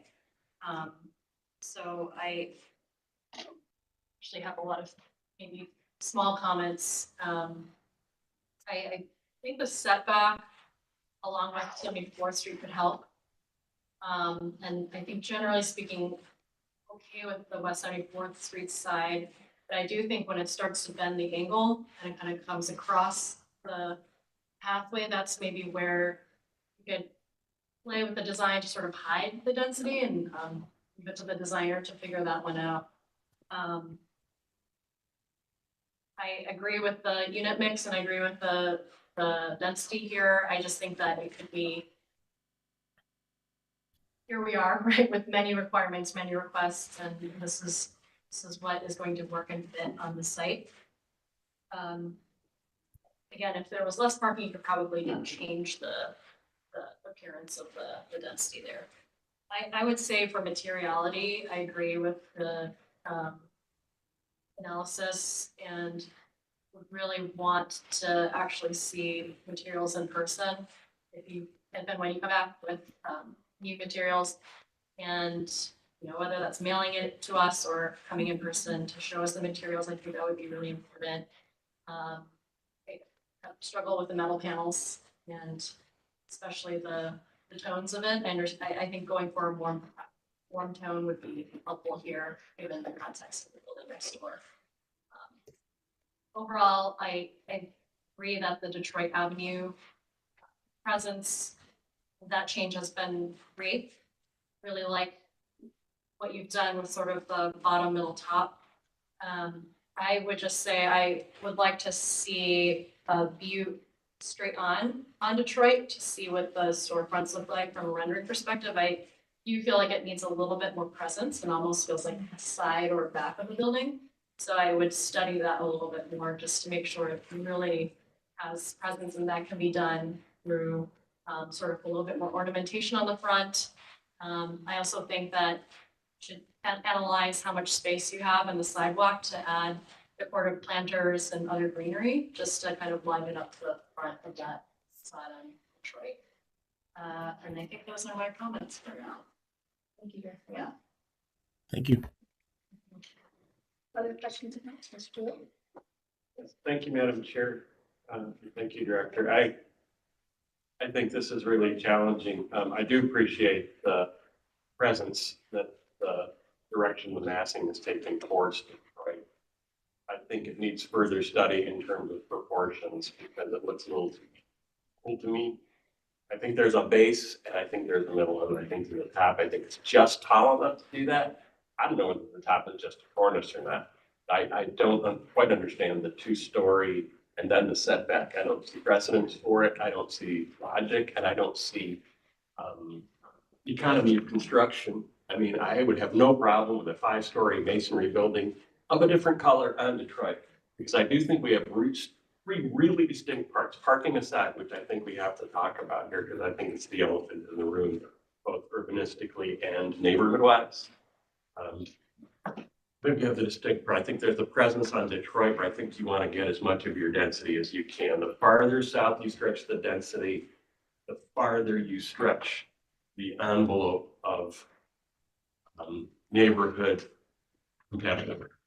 I think that's the rule of thumb. So it's almost like we have this spectrum.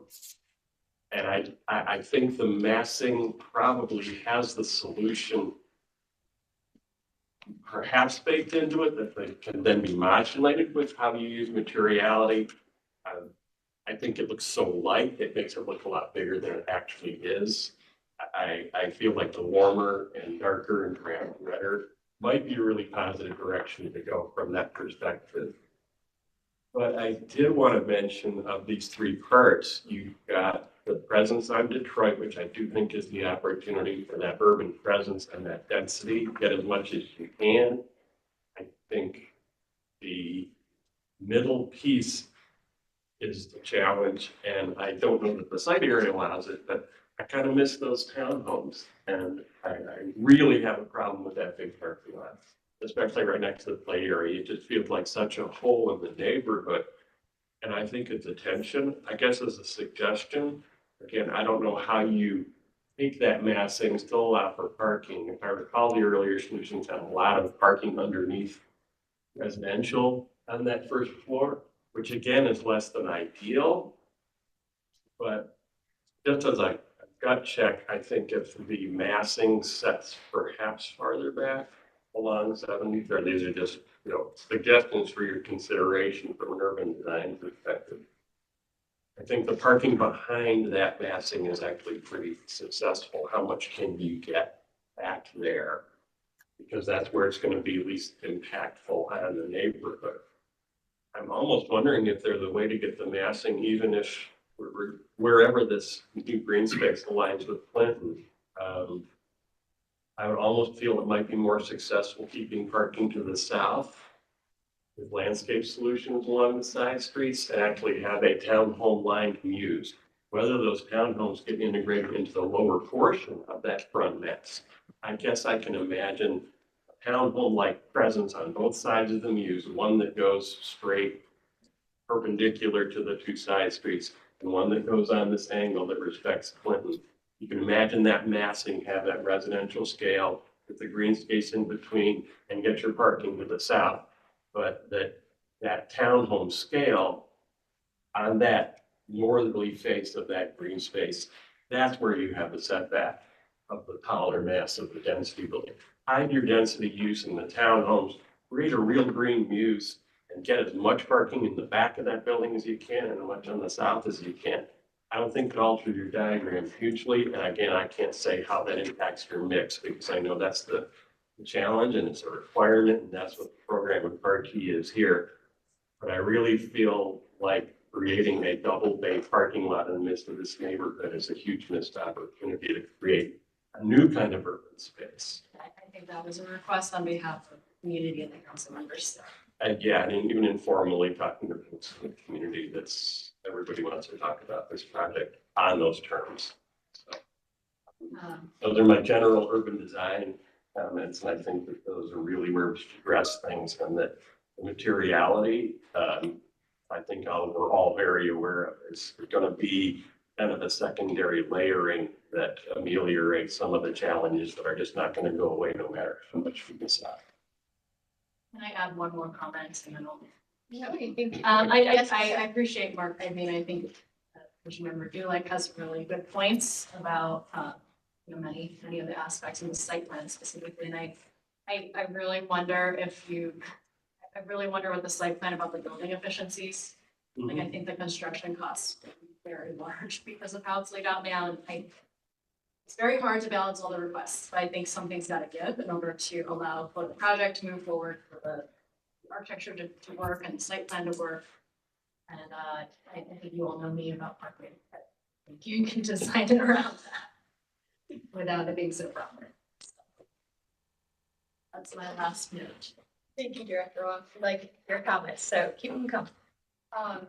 Any other questions or comments? Anderson? Thank you, Madam Chair. For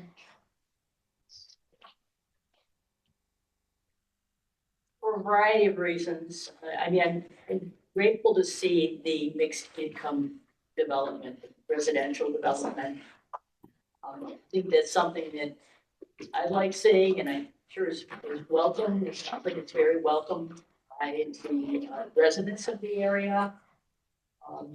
Detroit Shoreway has a tradition having low income housing is a big part of their redevelopment.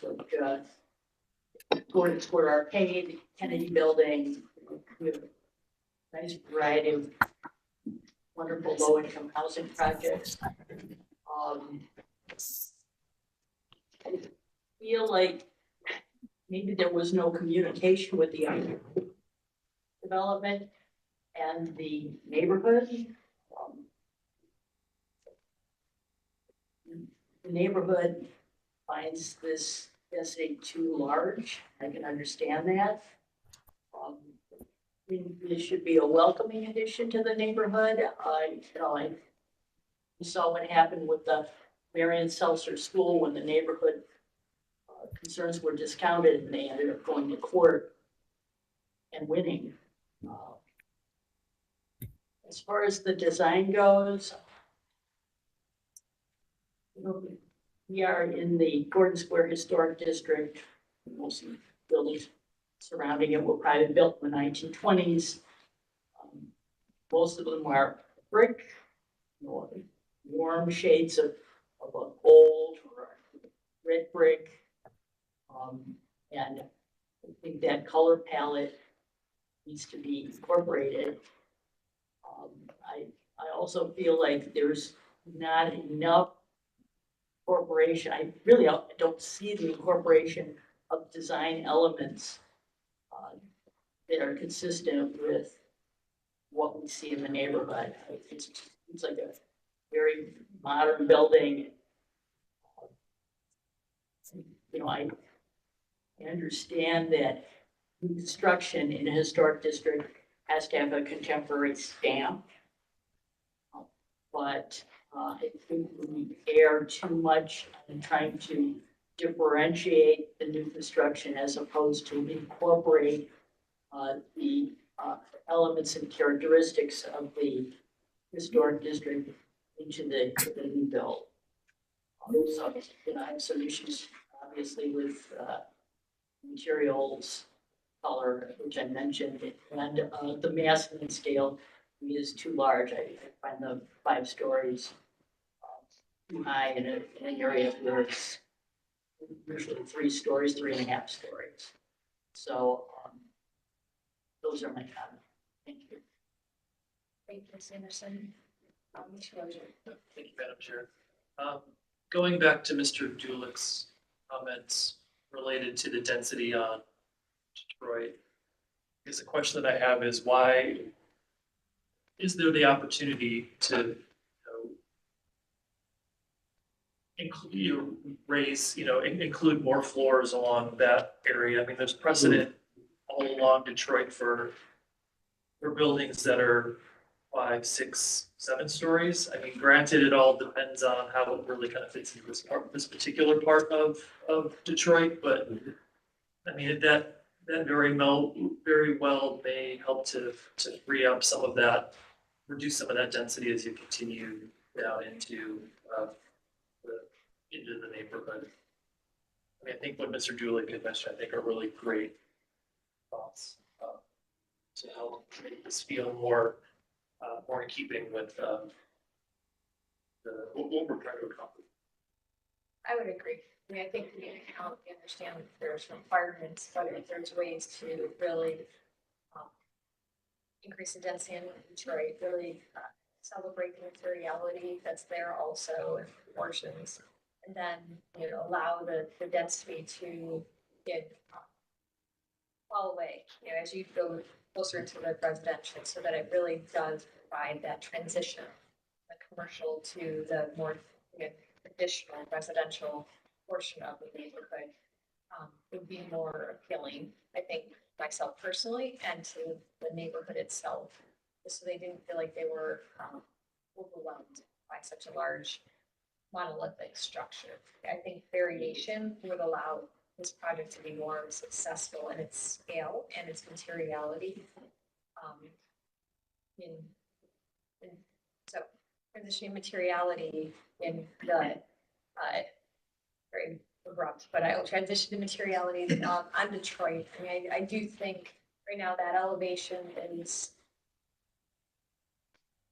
working very hard, many different things, but I think it could be simplified, and it needs more masonry. Right now, it's sort of caught in the half-seas world, which I guess my personal preference is always to celebrate, sort of the little proportions of things and work with the neighboring heights of materials.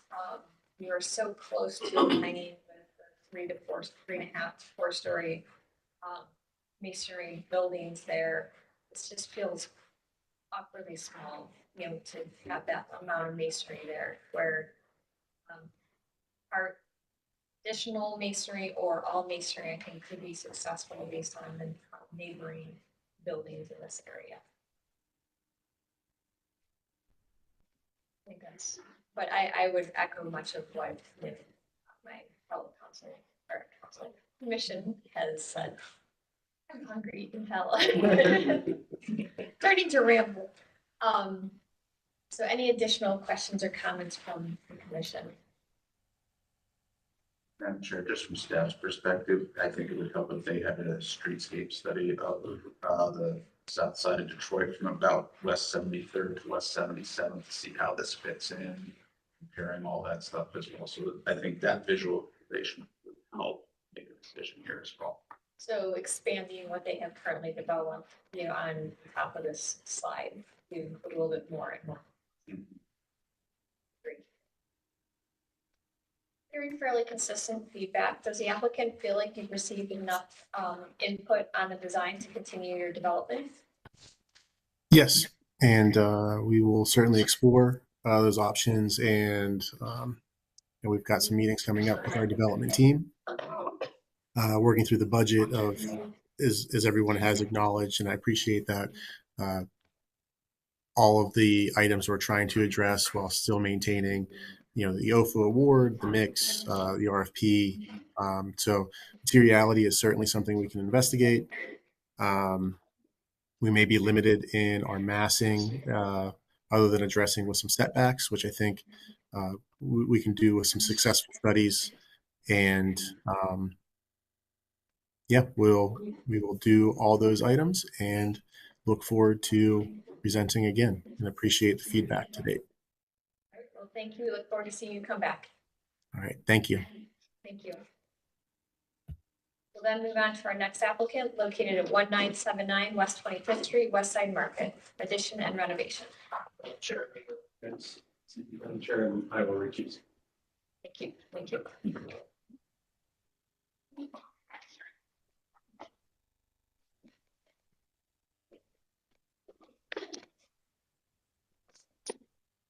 There's not gonna scare me, sure you guys sit there. Yeah.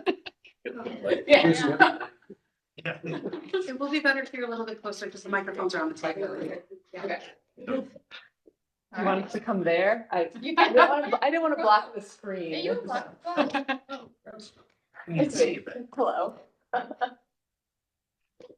Is the computer up there or over there? It's right. Okay, so I know where You're to good. point this. Thanks. All right, we are here today to talk about the addition and renovation of the West Side Market. Joining me today, I have Rosemary Mudry. She is with the Cleveland Public Market Corporation. Just call it West Side Market for today's purposes, and also Chris Paniki, owner's representation with PMC. I'm Amy Haney, designer, architect, and project manager with DLR Group. We also have a lot of consultant partners working with us, but for today, you'll see some work from Robert B. Madison International and Baker Landscape Architecture. This project where we stand right now is actually the culmination of many, many years of planning and urban design work and management work. And I will actually turn it over to Rosemary to kind of give a background of where we are today and the plans that we're trying to implement in this stage. Should I sit here? Whatever you'd like. Okay. As long as you can speak loud enough to get in the mic so people online can hear you. Well, nobody ever accused me of being quiet, so I don't think that'll be a problem. Yeah, so just to give a little bit of context, I think maybe some of you or many of you have seen many things out in the public around this. So, the mayor ran on several important elements, and West Side Market was one of them. And so the first 2 years of his administration were spent looking at the future of the West Side Market. How can the market move in a direction that will make it a more sustainable place, bring it into the 21st century, address many of the structural and infrastructure challenges and deferred maintenance that hasn't been tackled over the past. There's been a lot of work, and Mark and his team in MoCap have worked very hard. But there's so much more to do. A total project cost of about 60 to 68 million is projected on the market. And so what you see today is a culmination of that 2-year planning effort. A master plan was put together with 2 experts, a public market architecture expert named Hugh Boyd, and Ted Spitzer, an operations and public market expert, along with 1825 person community committee that helped put it all together.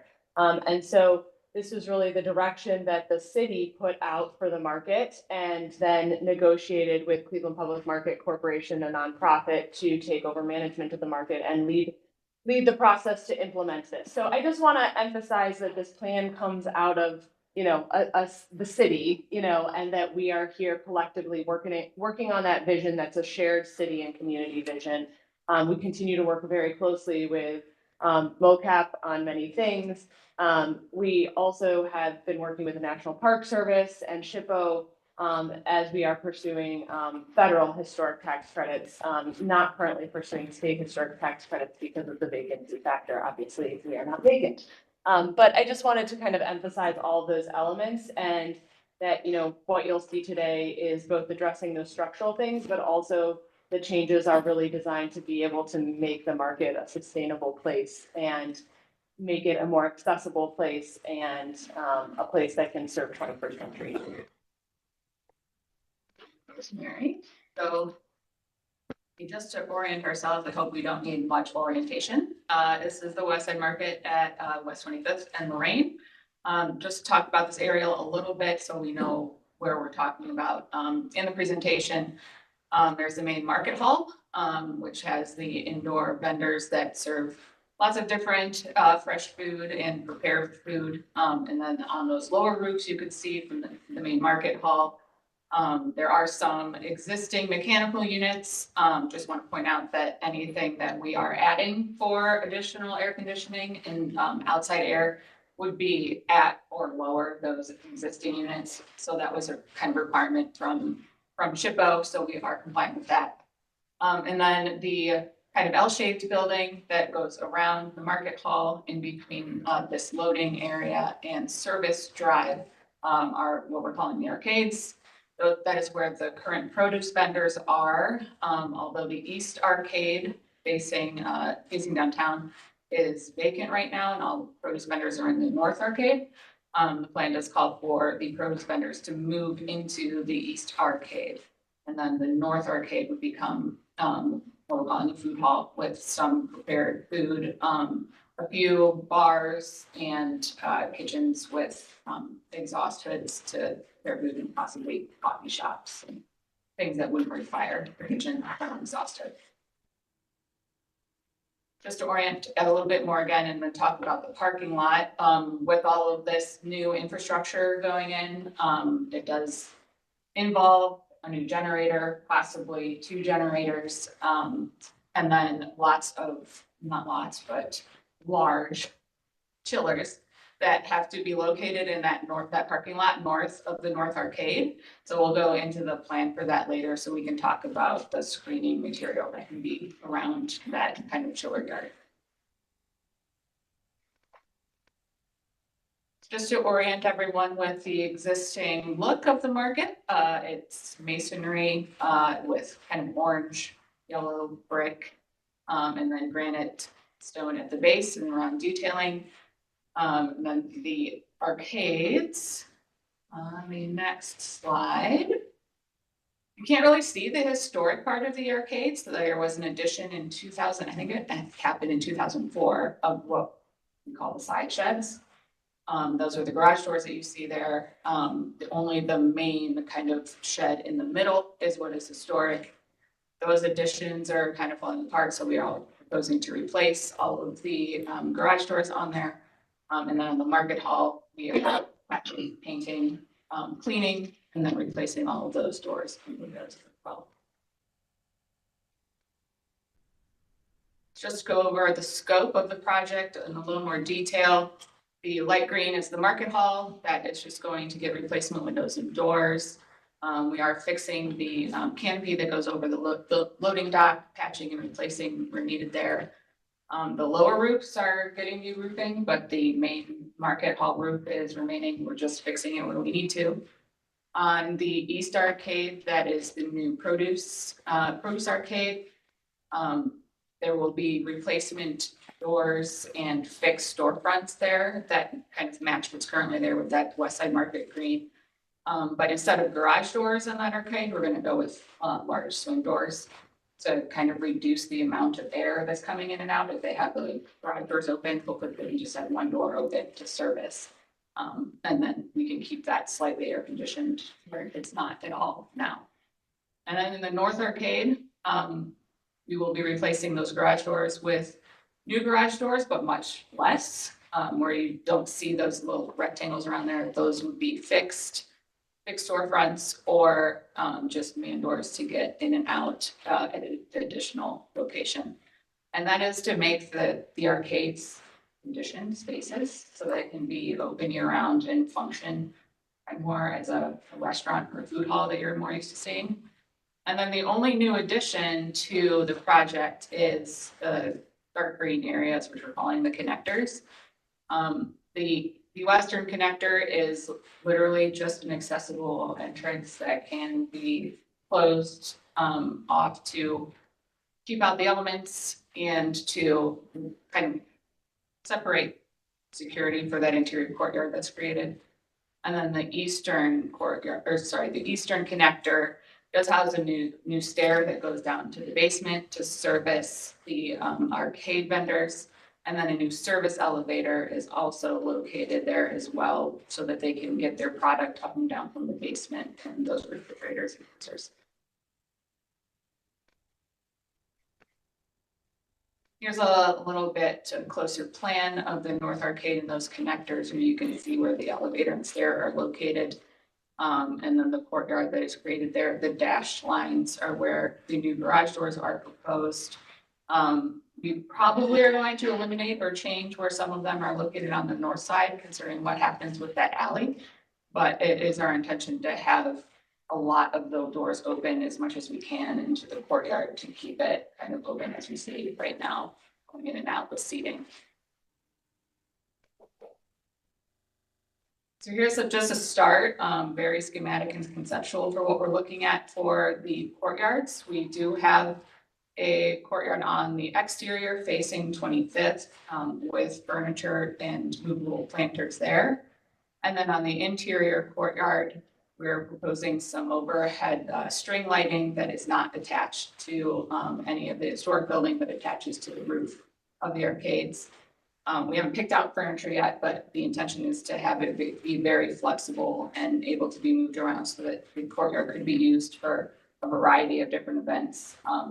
Small concerts, performances, maybe even a wedding reception or a wedding ceremony, cocktail hour, so that it could be rented out separate from the other courtyard that is on 25th.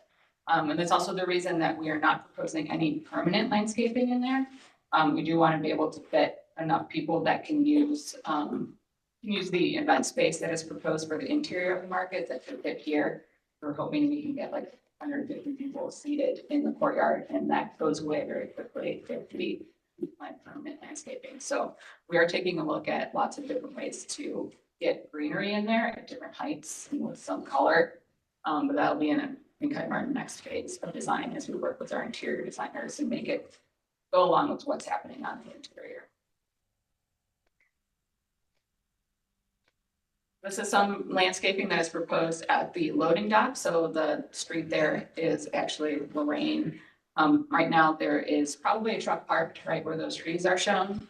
We want to make that move and then screen out the loading area a little bit. So we're proposing something like Arbor Vitae to block what's going on there, and then a fence behind it to keep people from running through that. And then some brass screening, which is kind of blocking off the loading area for the East Arcade for the produce vendors, and also to try to make sure that pedestrians know to not walk through that loading area and go to the market course and cafe. And the bottom left is the kind of colorway that we're looking at for the courtyard. The market and the East Arcade actually have 4 different orange yellow colors of brick. So we don't really want to try to match that or get anywhere close to it. So we're looking at gray, maybe warm or cool, or a mix of that, so that anything new is very neutral and doesn't interfere and clash with the existing brick. Just some elevations to show the proposed replacement windows. These do match the historic windows as close as we can tell. There's been a lot of renovations and changes to the market in the past 104 years. I can't do math. But we are proposing to replace all of them as closely as we can to the historic windows. We are working with a manufacturer, a couple of manufacturers right now, to figure out the right trim for that. It will be in the West Side Market green to match. It's their current. So now we're looking at the arcade elevation, so you can see a little bit closer which ones we're planning on being overhead garage doors and which are swing doors open. And then also on the bottom left there, you'll see that we are proposing for a bar to be located on the courtyard, so that can open in and out and be accessed from the courtyard. So that one just lands on like a countertop height so that it can open up and still have a bar. This is a view of that chiller and generator yard that I was talking about. We did work with our mechanical engineers to maintain that anything that is facing the arcade or the kind of main parking lot area can be a solid screen and can go up like 8 feet, 10 feet. I don't know if we want to do that, but we are planning on doing public art or a mural on those walls. We're still working out the final arrangement of that. We actually are going through calculations of what can fit on the generator, and that will determine how large that yard will be. But we do have the opportunity to put a lot of solid wall on there, and then the remaining part that has to be open has to be 75% open, so we will still have opportunity to provide. It won't just be a chain link fence around it.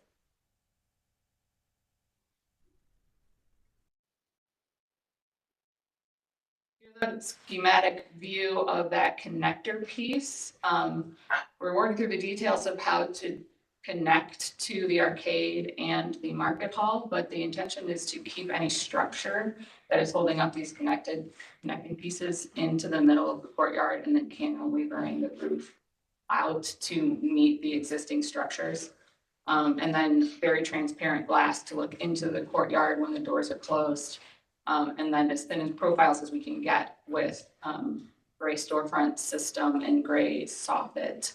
And the intention is to have those doors open if it's nice out, but we really do want to be able to connect the market hall to the arcade and keep it out of the elements in winter or fall, or it's really, really hot out sometimes, like right now in October. And then you can see here the gray pavers. We're still working on what pattern that should be, but the intention is for it to not, just for now, not to match the brick that is on the arcade of market. This is a view on the interior of the courtyard. You can see the overhead lights and how they're connecting to the arcade roof. And then that elevation for the glass connector is still the same as the one that is looking onto 25th. And then you'd be able to see into that solid wall, which we're planning just to be chipboard for the elevator and the stair that is behind there. But you would still be able to walk through that connector from the arcade and to get into the market hall.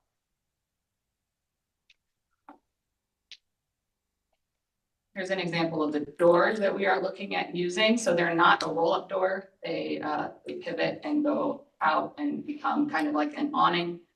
And then that would be in that West Side Market green we're all accustomed to seeing now. And then the storefront system for the fixed areas and the connector pieces in that gray. And then this is the company that we're working with on the historic windows and their profiles. Right, that the lower left is looking almost like the West Side Market green. But they will be looking very similar to that in the final configuration. And that concludes our presentation. Looking forward to your comments and questions. Thank you for the presentation. Then move on to the design review advisory committee recommendation. Thank you, Madam Chair. Yes, this project went before the Historic Ohio City Design Review Advisory Committee on October 17th, 2024, as a kind of concept schematically saw here today. Their primary concerns were that the connectors felt a bit too much like barriers, and they wanted to see if there's a way to make those doors feel a little more open. There's a lot of discussion about the air conditioning of the space, and that part of the point of the connectors. So they also thought that looking into the paving pattern and colors, they'd be good. They thought that the gray was a bit too drab. So that's it. All right, thank you. Then staff recommendations. Thank you, Madam Chair. Staff met with the West Side Market team on October 4th to discuss this project. And since it is receiving historic tax credits and going through SHPO, we felt that the guidance from that end was what they needed. And this is generally a sensitive, reversible touch, and it meets the standards. The garage doors are not historic, so they are replacing in kind, it's existing, or they are making modifications, something that might be a little bit more to the modern needs. We discussed the opportunity to close the curb cut on West 25th. That is right there, because this is an entrance drive to go around the building, and if they're going to block that up, there's no need for that. So in pedestrian safety and other opportunities, especially in connection with the RTA's BRT plan to create a better connection to the Market Square Park across the street. We located and shared the Ohio City streetscape guidelines with both the market team and our colleagues in city planning to make sure that that stuff is kept to what was accepted back, I believe, is 1999 now. We feel that this is an appropriate project and a good way to activate a currently unused space. Then we will open up the Board of Commission for questions and comments. If it's helpful, I can Oh, provide a little bit more information related to the West 25th and the curb cut, just since that meeting. We've continued to have conversations with Ohio City Inc., with Councilman McCormick, and the Ohio City Special Improvement District, because I think as he referenced, there's interest in, some updates to the streetscape, some work on Market Square Park, some potential realignment of that crosswalk. So, I think everybody sort of in Ohio City is on board with looking at that cohesively, and I think we would, not necessarily bring it into this project, but look at it as part of all of that work together. But we are in agreement and interested in thinking about how West 25th and in general Market Avenue, now that it's closed, relates to all of this. Thank you. Well, we'll open up the floor of commission, questions and comments. Ms. Anderson? Thank you, Madam Chair. It's nice to see that this underutilized asset is going to be updated, be more functional. Seems to me that the North Arcade is about half full and there's a couple of vendors in the East Arcade. Is there enough space in the East Arcade to accommodate all of the vendors in the North Arcade? There's enough vacancy within the market to accommodate everyone who wants to stay in the market, yes. And right now,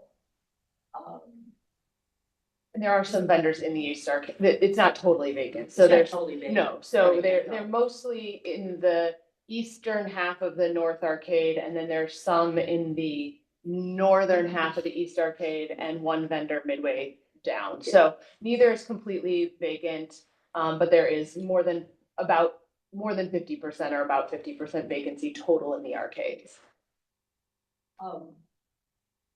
Right now, I go directly from the building, the main building into it goes into the North Arcade. And then I would loop around to go to the vendors in the East Arcade.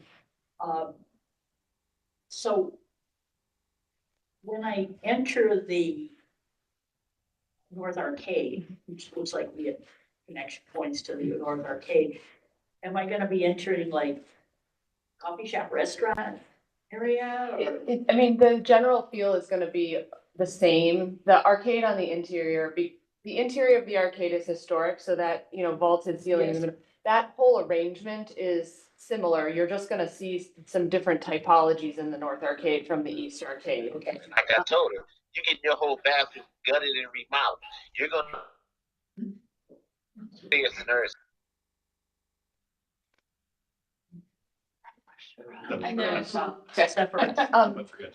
And then the other, I guess, piece to just, so yeah, the sort of walking down the middle, that sort of whole arrangement will stay. Okay. Part of the reason to segregate the two uses is to ensure that, sometimes what happens when markets mix uses into one space, prepared foods or some other use becomes dominant because there's inherent conflicts between the hours of operation and things like that. And so we felt like as part of the master plan, it was important to be able to, one, the prepared foods needed hoods. That's a huge barrier to entry right now, is there's a lot of folks who want to be in the market but can't because we don't have any kitchen or hood space. So one, being able to provide that was important, but two, being able to have that be the North Arcade allows that North Arcade to operate independently of the East Arcade and Main Market Hall, so that, prepared foods generally wants to stay open later. It may not want to open at 7 or 8 a.m. And so I think part of what Amy showed on the Lorraine side is thinking about that dock area, because the hope is that the East Arcade will better engage with both the parking lot and Lorraine Avenue and create both a flow now where people go through the East Arcade and enter through Lorraine, as well as the North Arcade. Whereas right now, it's incredibly uninviting to come out from the East Arcade and try to go around the dock and get into the market on that side. So I think we're hoping to create a better flow from both sides with, you know, some of that improvement and activation. Well, I think it's important to keep the flow from the North Arcade to the East Arcade. Yes, Directly, because, you know, we have a lot of bad weather in Cleveland. Yes, exactly, yes. You know, don't Yes. just wanna be going out. So again, I'm happy to see, you know, these improvements being implemented. The market has like a lot of gray granite accents. The main building especially, there's. Is that letting you switch? Yes. They're like lights. Like sandstone colored. Colored more. Yeah. It's probably great if it's dirty. Is it terracotta Yeah. though? Or is So it actual? Well, there is terracotta on the Base is inside, for great. sure. I'm kind of talking more about the outside. Okay. This is. I guess I always think of that stone as a little bit more cream, like it's cream kind of. I'm just throwing out there, yeah, but if you go to the top, where the dentals are and everything, that's more of a gray granite, I think. You just do I think, let's put it this way. I think it should be invested, because I think the gray is too dark and too drab. And, you know, maybe a lighter gray or even some sort of buff, you know. I see. The pavers. Yeah. For the pavers and the horizontal member of the little causeway they can bring in there. The other thing that's pretty consistent with this building is it has kind of a pillar and arch form, and that's seen in the arcade, it's seen in the main building. It's something that's very consistent. Rather than having a lot of straight lines, is it possible to do a modified homage to that somewhere in the design? And this is not I think it's possible. We were actually drawing inspiration from the entrance into the arcade, the two Yeah. rentals and then straight across there. So we're repeating that. Yeah. This is not the right reference photo, but it just seems like it's,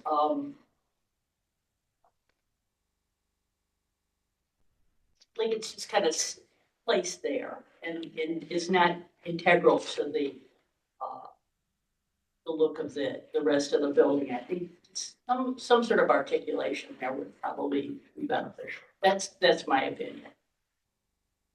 But overall, I'm happy that the space is going to be utilized and, you know, and welcoming to the people who live there. The market's the market. It's a great asset. More it attracts people, the better.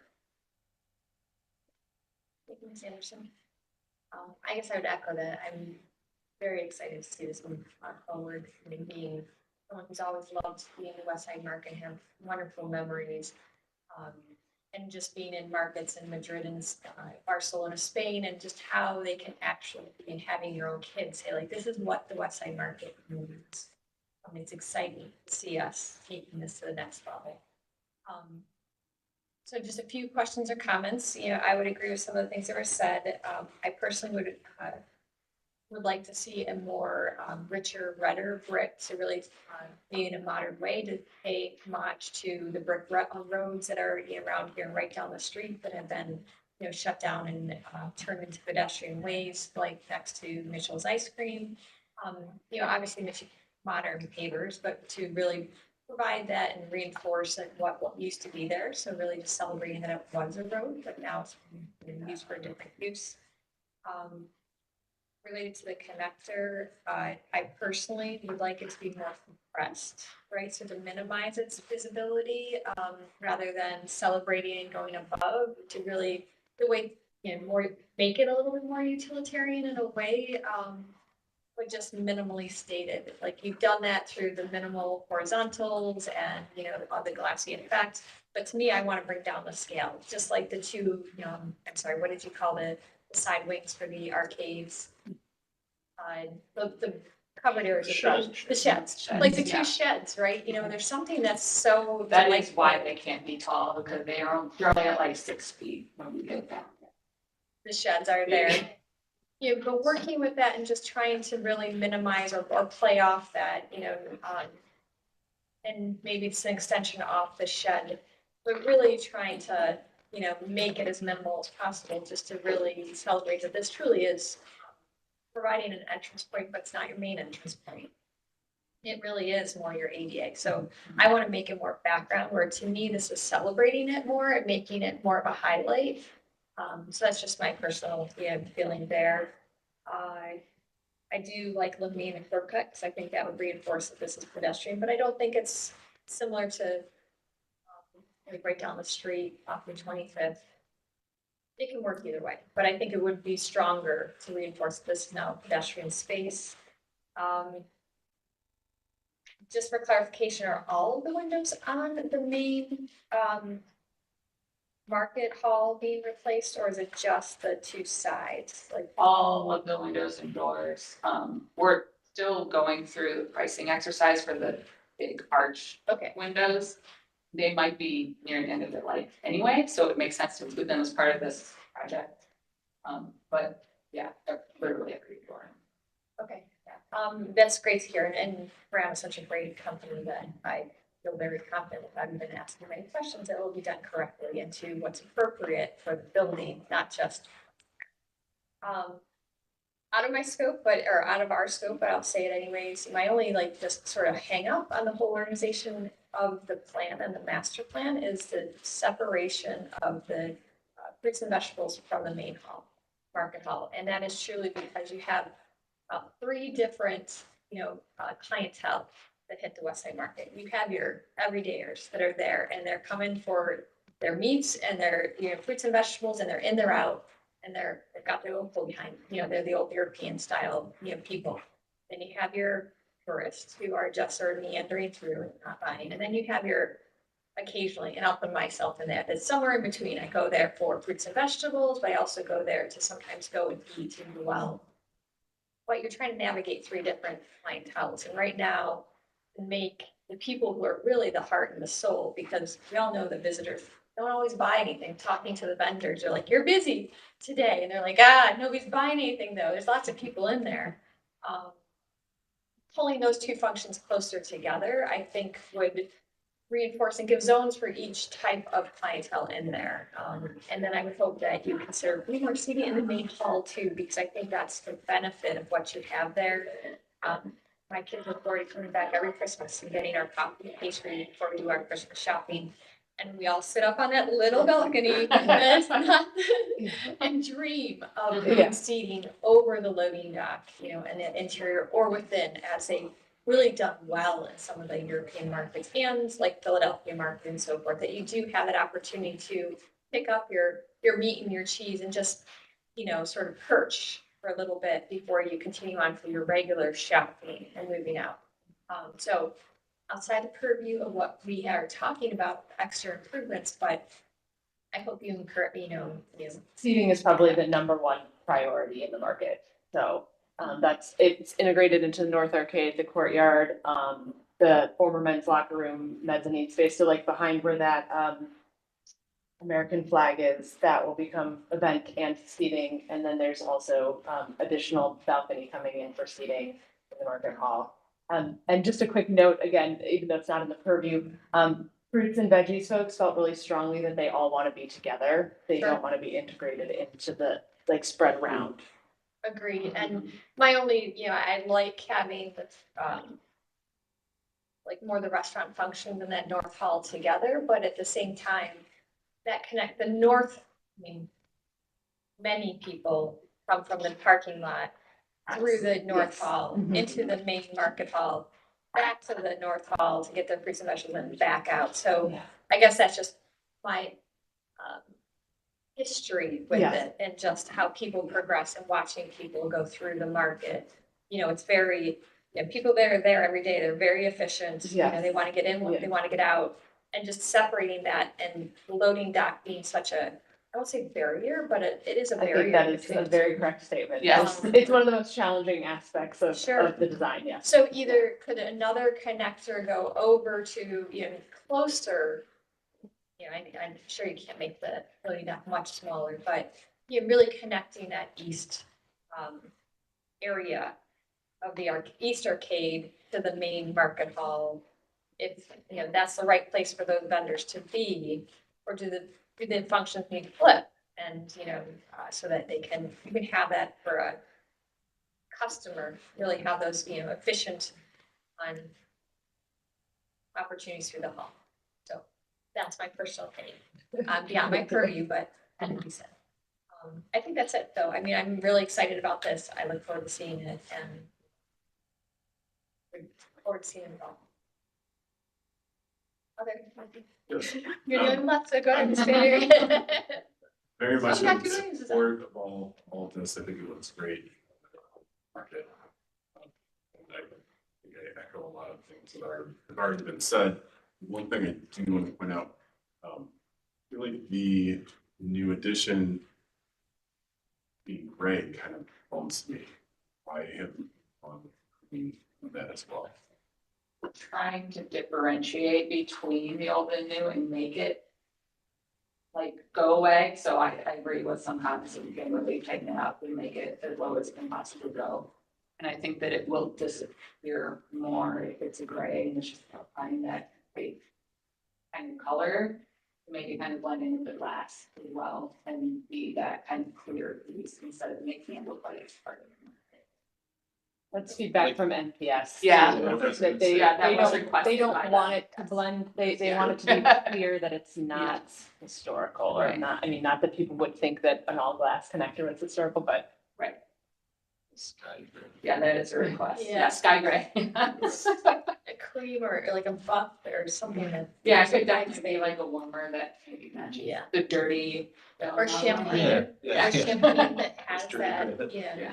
a champagne metal Yeah. that, may have that warmth to it, Mhm. and feel a little bit more blending with the, cream and warmer accents, but still be modern metal. Yeah. Might work better than a standard anodizing. Yeah. It might, is that what you? Yeah. And maybe the roof panel is gray and the doors. Like the warmth of the green. Makes it all better. Yeah, I understand. Yes. Okay.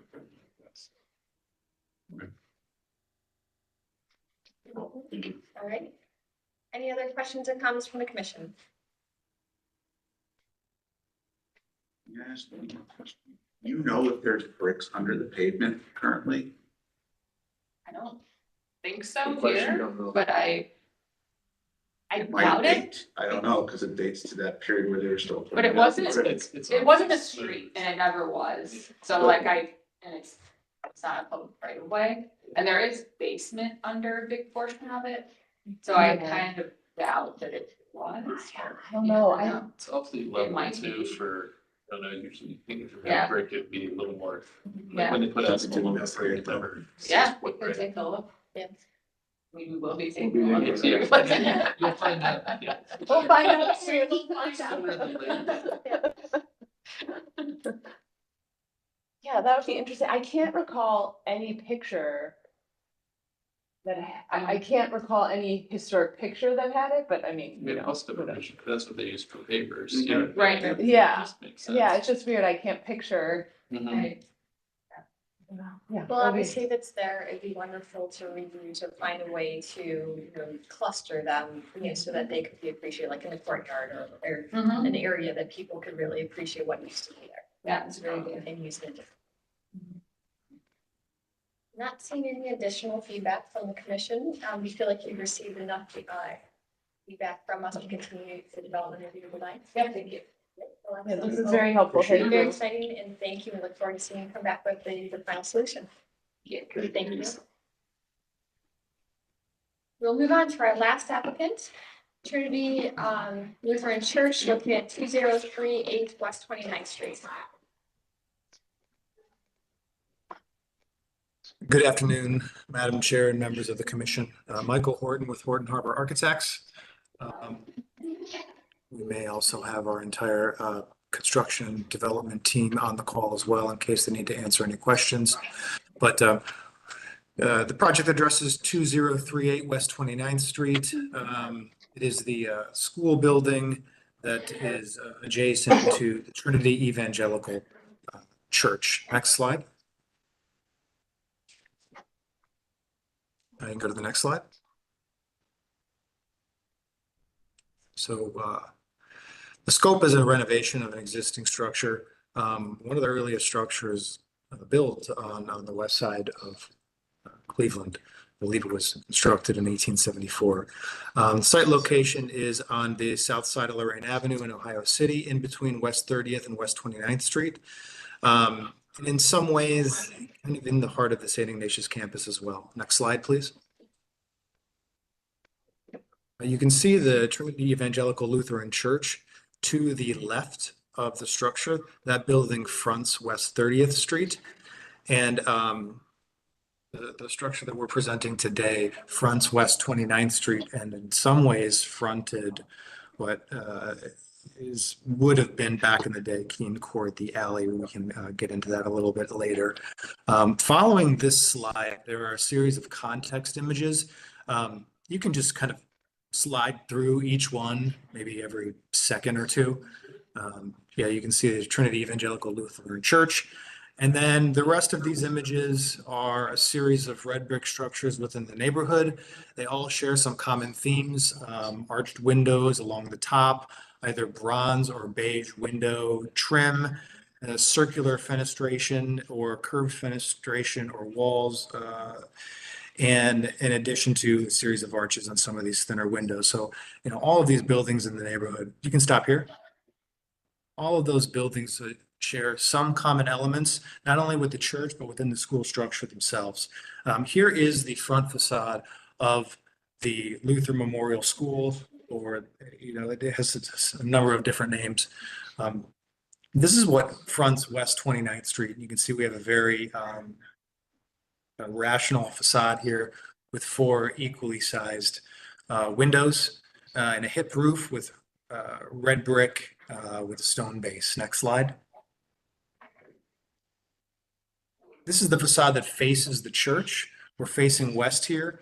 An almost identical facade on the opposite side, but you can see to the left that there was an addition put on, and you can tell this is an addition because the mortar and the brick are different. The coursing is different, and we don't have that stone base that wraps around the original. And looking at some of the historic maps, now this clearly was not, you know, constructed in the late 1800s. But you can see that addition on the back here, and we'll go back to that in future slides. You can also see access to the basement on the right. Next slide. This is our south facade. You can see this is the most articulated facade, although it doesn't front arguably the most primary street, but we believe at some point this was the most visible facade. You can see all of the brick detailing and articulation, that most of those openings were filled in with existing brick. You can also see a lot of the utilities were eventually put on this side, ultimately because it's now an alley. Previously it was Keene Court. You can also see the existing fire escape and a secondary means of egress. The next slide. This is ultimately the facade that you see as you approach the building. This faces north. As you turn down West 29th Street from Lorraine, this is kind of what you see. So you see the least articulated facade, in our opinion. The detailing on the windows is not as pronounced, is not articulated. We see the addition of this stair structure that was done at a later date. You can see these double doors that lead to into the building, which in plan, they lead to kind of a stair landing. And so the goal of our client, the builder and developer, is to renovate the entire structure for a future tenant. That tenant is not known at this time. So our goal is to, renovate the building in a very historically sensitive manner, but design it in such a way so it's as accommodating for as many different types of uses as allowable by the code. Next slide. And these are some additional context photos when you're actually in front of the building. As you can see, we're surrounded by a lot of parking, which isn't really informing our facades too much. Okay, you can stay here. This is our existing site plan. West 29th Street is to our right. You can see the front of the building, the kind of the front setback. Currently is 4 parking spaces. To the north, we have a few additional parking spaces. And in a way, this building is kind of an island in a sea of parking. And one of the goals is to change that. You can also see the church to our left here. And in order, the owner, Matt Burgess, is working with the church to come up with a parking strategy where, future tenants of this structure can park during business hours and in the evening, but in the weekends, some of this parking can be dedicated to church patrons. You can see that on the lower side of the building, which is our south facade, you can see this is where we have our fire escape. We have some, AC condensers, and really there's no sense of wayfinding. There's no real articulation in terms of, any aspects of this site. We can go to the next slide. So our goal is to try to reorganize the parking. We would still enter into the same curb cut location as previously shown. We would shift that a little bit further south and have a one-way ingress and egress to allow for more parking spaces. Additionally, you would dedicate the front setback of the building for a future use, whether this building be a cafe or offices or some kind of use that is related to the school, maybe not working directly with the school, but could accommodate some of the needs of students or other neighborhood residents. We want to activate the front of the building. So we're dedicating some area to outdoor seating. In addition, we're creating a landscape buffer between the seating and the sidewalk. We're also creating some landscaping in between the parking and the sidewalk. Due to the age of the building, we're also proposing that we access that basement from the inside. So we would remove that basement access that's on the outside that you can see to the left of the structure. We're actually dashing it in so we can provide additional parking spaces and then provide landscaped islands around the parking. So the ingress and egress is very clear. At the same time, this building starts to have its own identity as opposed to maybe what we have now. Next slide. This is just an enlarged site plan. We were sort of showing the building in its relationship to the church. In this site plan, we're showing some of the changes that we're proposing. As I mentioned before, we have the outdoor space. Right now, considering it a patio space in the front of the building. We're finding a clear dedicated path from the sidewalk to a new proposed entrance, which is directly adjacent to the entrance that we have now, which is on that small rectangular addition that you can see in plan. Then we're creating a walkway from the parking spaces to that same front entry. Again, landscaping would be provided throughout to help define pedestrian and vehicular spaces.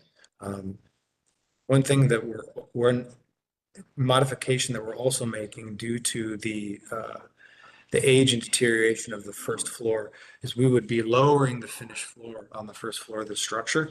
This would allow for a more accommodating ADA access, but it would also help to further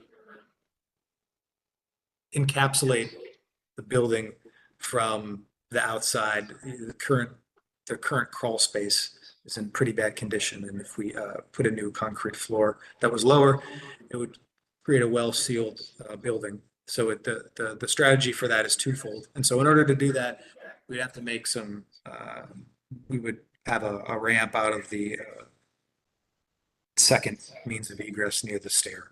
But we can talk about that in the floor plan. Next slide, please. And this is kind of some preliminary landscaping ideas, as well as where we would have lighting for wayfinding and for parking. Next slide. And tree preservation plan. Obviously, we would work with an arborist for our final tree preservation plan. But this is really a graphic, a diagram to show that we're actually not removing any trees on the site. We do have some existing trees that we'd like to preserve and plant some new trees as well. Next slide. Okay, here is the floor plan of the existing structure. And, you know, our goal is to keep all of the stairs in the exact same location that they currently exist. That stair core to the upper right would remain, and the fire escape that is on our left would remain. The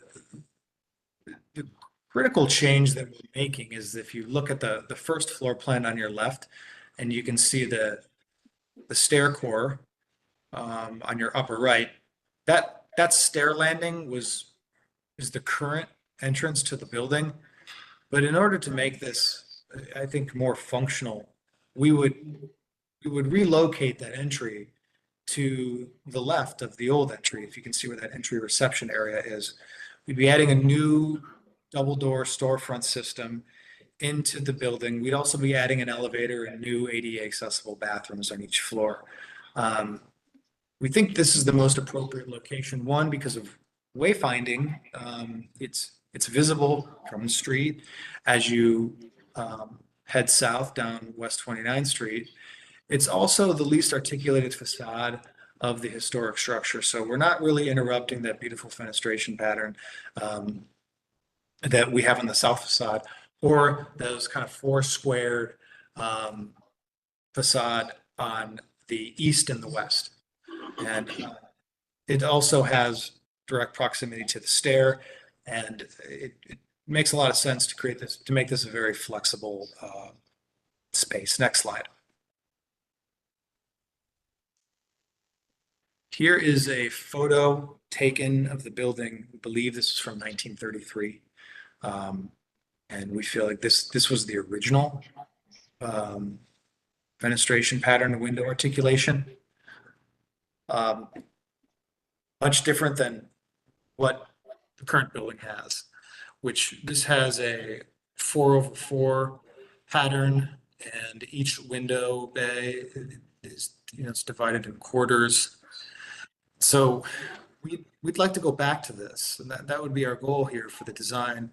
The eave here in this picture is no longer on the building, and we presume because of the if you look closely, these eaves have internal gutters, and it's almost like a flat roof that then kind of elevates up to a hip roof, which isn't great for snow load or water management. And we think over time those started to deteriorate.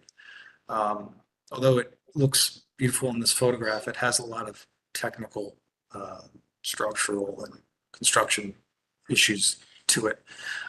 What is very hard to see in this photo, but I'm not even sure how to articulate, but if you look to the right of on the second floor, the window that faces north, which you can barely see behind the tree, we see one of those smaller windows that is arched, that has an arched opening. And the window itself within the arched opening is squared off. And so that will lead into some of the conversations about how we're articulating some of the smaller windows. But we thought this image that we found was very helpful to lead us in a particular direction about how we can bring the historical integrity of the structure back to life. Next slide. Another view of what we believe is that same window. and of the inside of the building when it was in fact a school. But looking at this detail, it helps us understand maybe how those windows were constructed and what we would do to try and match it.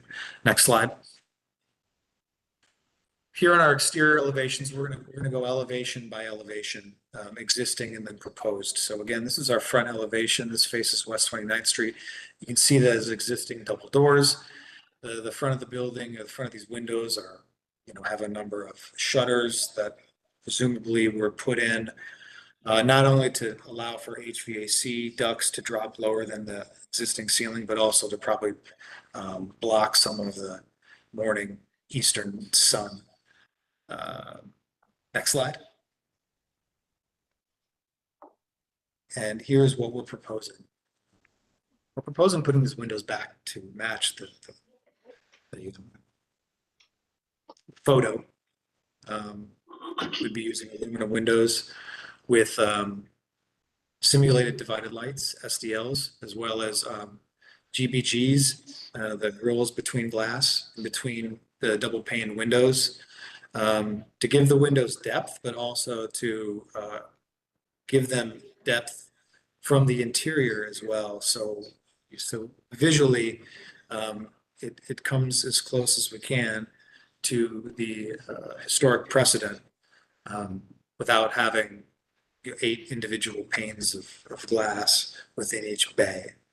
On the first floor, where we originally had those entry doors that from the addition, we would tooth brick back into that opening and add a new window that is different, intentionally different than the windows that are on the existing structure.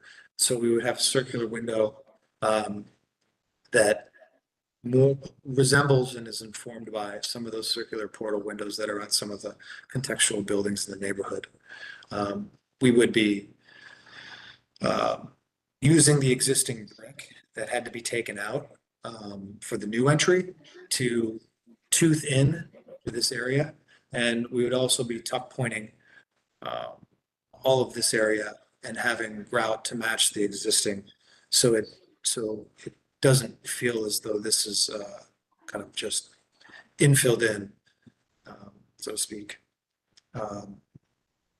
Probably the most significant change is the roof material.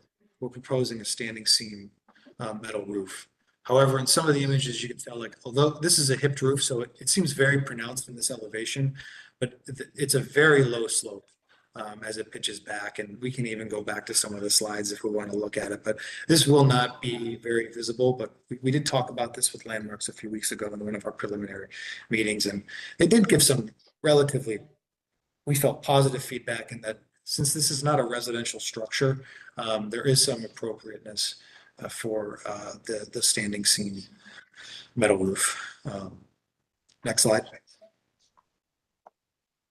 Okay, opposite facade facing the church. We have this very similar window articulation on the back here, where we have glass block in the addition and these larger kind of windows that were installed sometime in the mid-century. We want to change that again and match what was historically accurate. Next slide. So again, we're going back to these more historic windows. And then in some of the smaller windows, we have a 2/2 pattern with those same GBGs and SDL configuration. If the fire escape does need to be reconstructed, we're going to match what was there and maintain some of the decorative patterning that is on the existing structure. Next slide. Here we are facing Lorraine, or facing north. And this is the elevation that has that addition. You can see all the windows are blocked in with brick or glass block. We have an awning that is quite unsightly. And this is really one of the most, this facade has had the most interventions over the years. So we felt that really this was the one where we could have the most intervention as well. Next slide. So this is where you can see we're bringing in our new entry. The storefront system with an arched opening. Again, although the arches and the circular brick detailing are different to this building, they're contextual with some of the other buildings. And so we weren't trying to mimic or match something that was on the existing building, but we did want to create an intervention that was purposeful and contextual. And in some ways, I wouldn't want to say it's historical, but it's novel in some ways, and I think that it's very playful and appropriate at least for this face of the building. The smaller buildings that have the smaller windows that have the arched openings, we did not arch the top of the windows. That was primarily because of what we saw in that 1933 photograph, where they had a square header overhead, window head, instead of an arched. And you can see some of the new light fixtures that we would have. One at the entry, and then two where we will have some parking. Next slide. And our final elevation is faces south. Of course, the most articulated facade from the original building. We would like to open up all of these windows again and bring back the significant architectural character that those windows gave to the building. Next slide.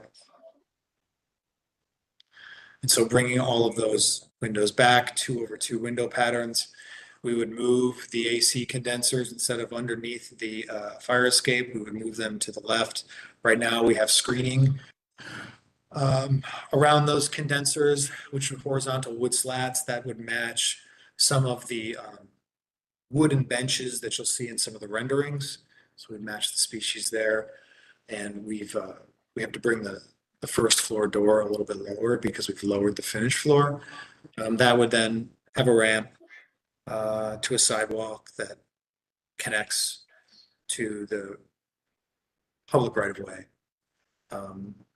Obviously, we'll have a railing if we need one for code purposes. Here's some of the detailing for our windows. How we're articulating and managing sort of the arch existing openings, and how we're detailing those larger windows on the north and or the east and the west facade. Dividing those windows, we would have wood moldings that would be wrapped in brake metal that would match the windows and match the bronze color. And again, all of these windows would have SDLs as well as GPGs. Next slide. And we have a series of renderings of what this will look like. Again, that roof is barely visible even from this vantage point, but we did want to show it. But gutters, downspouts, the roof, as well as the window frames and the window malls, those would all be a dark bronze. Our cornice detailing, our fascia, dark bronze. We'd have permeable pavers, marking the patio as well as the entry. You can see the two new interventions that we have made, the portal opening for the stairwell, and the new arched opening for the entry. And of course, this landscaping will get refined. There's a lot of different species here. The idea is that we're creating a buffer between the public and the private. We have Corten steel planters that are also kind of creating subtle edges, but will allow the materials to weather over time. And again, you can see the existing fire escape and how we'd be articulating some of those elements. Next slide. And here's kind of a larger overall view. So really, we're not just giving the building an identity, but we're giving the site its identity back, where it was previously surrounded by asphalt paving. We just want to bring this entire area back to life for a new use that we, are confident that will benefit the neighborhood in many ways. Next slide. Here's another view of how that front setback could be activated. Another view from the other side of West 29th Street. Just some of our material palettes, bronze metal for not only the roof, but all of the accents, lighting, gutters, downspouts, fascia, eave details, window malls, core 10 steel planters, and, you know, either a teak or an ipe or a cedar, some kind of wood that would, you know, allow, you know, wood that can last outdoors, that can expand and contract well during summer and winter. And open to comments, questions, conversations. Excellent. Thank you for the presentation. We'll move on to Design Review Advisory Committee recommendations. Thank you, Madam Chair. The Historic Row House City Design Review Advisory Committee saw this project as a conceptual schematic presentation on October 17th last week. Really only issues they raised, you know, generally supportive, raised concerns about the standing seam roof, recommended looking at either like a metal shingle or recommended solar shingle roof for investigation. And then really just kind of the question of whether they could go to an arched window. I mean, there's evidence that shows that at least on the north facade, there's no arch to the window. It's just a filler, but they still made that recommendation to investigate it. Thank you. Landmark staff recommendation. Thank you, Madam Chair. So staff is generally in support of the reuse of the building. We would like to see that roof line and the eave extended with the corbels reinstalled, but understand the roof line as proposed. We do have question just amongst the staff on the appropriate of the round window and around an entryway on a building site that does not have that feature. While it's found, you know, in various places on new construction and whatnot in the area. I don't know that we have a consensus as staff on if it's appropriate in this particular context on that site. And possibly like an arch more in line with like the arch windows or another alternative might be more appropriate. All right, thank you. We'll open up for the commission for questions and comments. I guess I'll start us off. I really like that this building's being renovated just because it is such a visible building and it's just such a backdrop building, and what you're doing is really going to bring it to the foreground. So overall, I really appreciate that time and sensitivity you're taking with this building. A few comments though I have is that in the metal roofing, to me, doesn't quite feel appropriate, just due to the nature of where this sits and its neighboring uses or roof materials. I personally think an asphalt roof would just be appropriate here, and it's appropriate for the Italianate style of this building.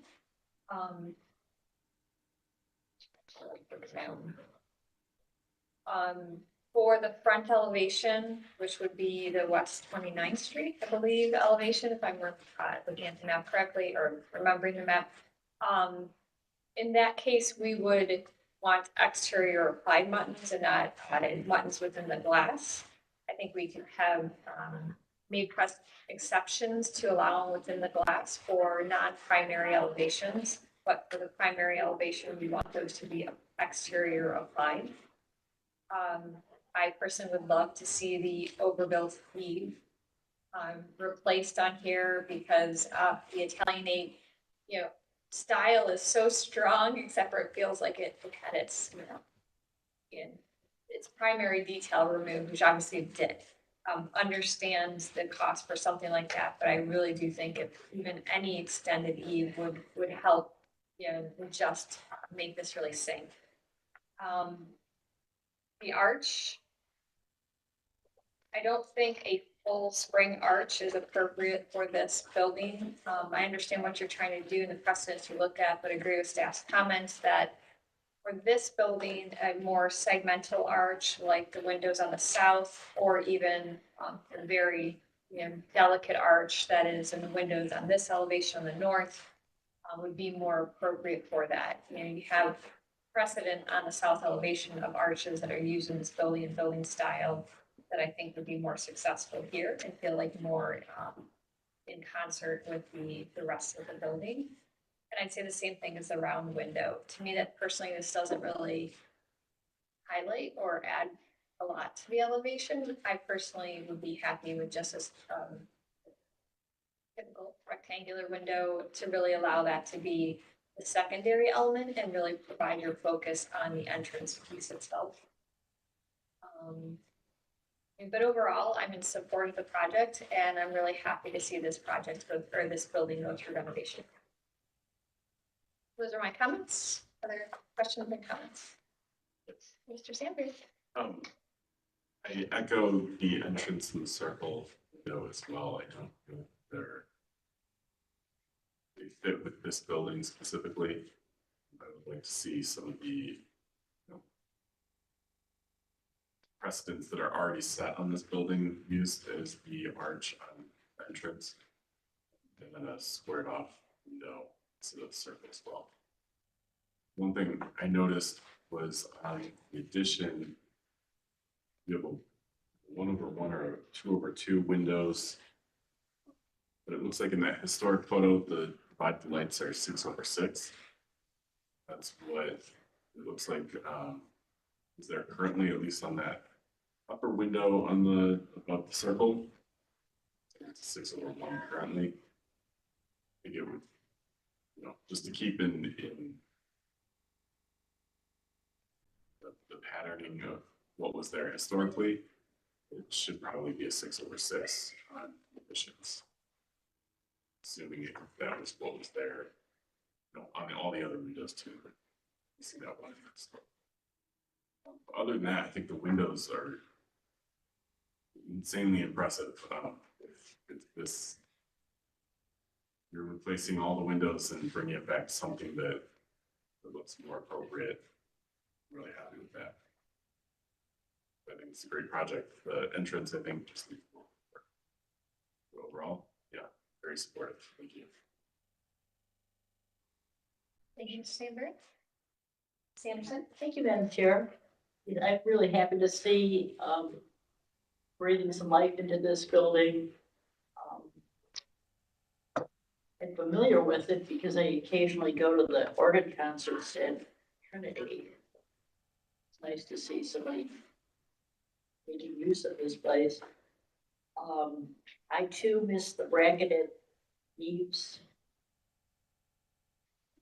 It is an integral part of a Italianate structure.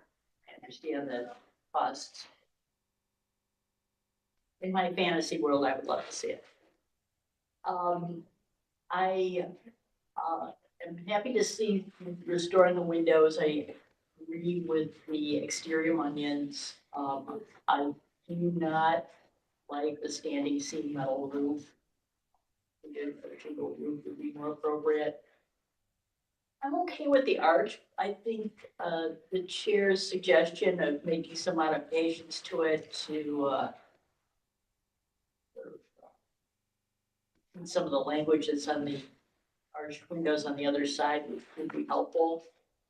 The round window does not work for this building. The referential photos that you showed with round windows were mostly like churches. I think the round window just is a detraction from the overall continuity here. So I think we're gonna put a window, something that's more consistent with the other windows in the building. But overall, I'm pleased to see this and look forward to how this develops. Thank you. Thank you, Ms. Anderson. Mr. Bullock. Thank you, Madam Chair. I definitely concur with all the comments of my fellow commissioners, particularly in to see the reuse of this building. It really is, as Madam Chair said, a background building that has now been brought to the foreground. You can't miss this building, partly because it is surrounded by parking. And I really appreciate the integration of a very intentional kind of landscaping and an outdoor use as a very intentional move rather than as something that is vestigial or even driven by other factors. So really appreciate that. I think the round gestures are really interesting. Obviously, love the idea of the cornerstone, but understand that challenges. I don't know if there's any way to tweak the gutter detail to even give it a little bit of a shadow. I mean, I'm not asking for much. I guess like I just request exploring what's within the realm of possibility. Just give it that little extra punch that gives that it says it's in the spirit of the Italian. All I think still clearly being new. I do minds about the round thing. I think having a round window and then a big arch, two together are really fighting each other. And in the idea of something clearly new, I guess I'm just wondering if the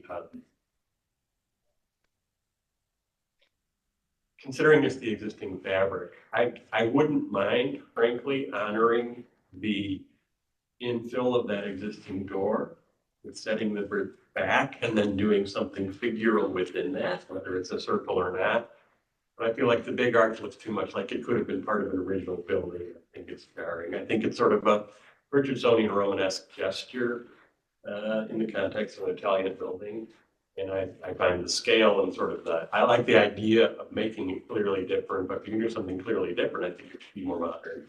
And I think just a straight rectangular punched opening in that, I wouldn't mind even seeing something that was clearly new, like, how are you supporting this flat piece, like Gaston or something? I'm just making suggestions. I think if you wanted to do something more figural in that door, I would support that, but I think it should be really an infill panel, maybe even a different material. And then keep a very straightforward but large opening that is clearly a new opening as well. I think we really get blurry with our guidelines from the national park when we say something, even an alteration to an existing wall, we should clearly be new. And other than that, I think it's a great project. I think it's very sensitively done and a particularly thorough and lovely design choice. Thank you, Mr. Julep. Any further questions or comments from the commission? Not seeing any. Does the applicant feel like you've received enough feedback from the commission to further the development of your project?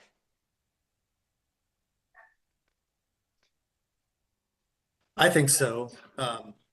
This is all very constructive feedback. One of the goals of the builder, they're trying to get the building kind of weather tight for the winter. And so we're certainly going to go back to the drawing board and revisit the entry articulation and the window at the base of the stair, and see also, how we can give that eave some additional articulation. These windows take some time to fabricate and order. Is there a way that we would be able to get some kind of feedback on the windows themselves? Not the new windows, not the new entry or the circular portal, but just anything that could enclose the building over the winter. So we could be in a position to order the windows based on this meeting. Right. I Because there think weren't you two. could see the shop drawings for the windows to really give you constructive feedback for the windows. Sure. But if you have those and submit them to staff, then they could determine what the next steps are. Okay. That's fair. All right, well then, if you feel like you've received enough feedback, we look forward to then seeing you come back with further development of your project. Thank you. All right, thank you. That concludes our concept schematic design plan review. Administrative reports. Not much, just we're still waiting to hear when we will be on the city council committee of the whole schedule for operations hearings. I'll let you know, Madam Chair, as soon as I hear. Hoping it's not next week, as Mr. Burns and I will be down in New Orleans attending the National Conservation Conference. So all office, everything. If you have hard questions, now's the time to bring them up, starting next week. Yeah. Jessica will be holding down the fort. All so. right. We're here for you, Jessica, we're here. Excellent, okay. Well, with that, then, we're adjourned. Thanks, everyone. We'll see you at our next meeting.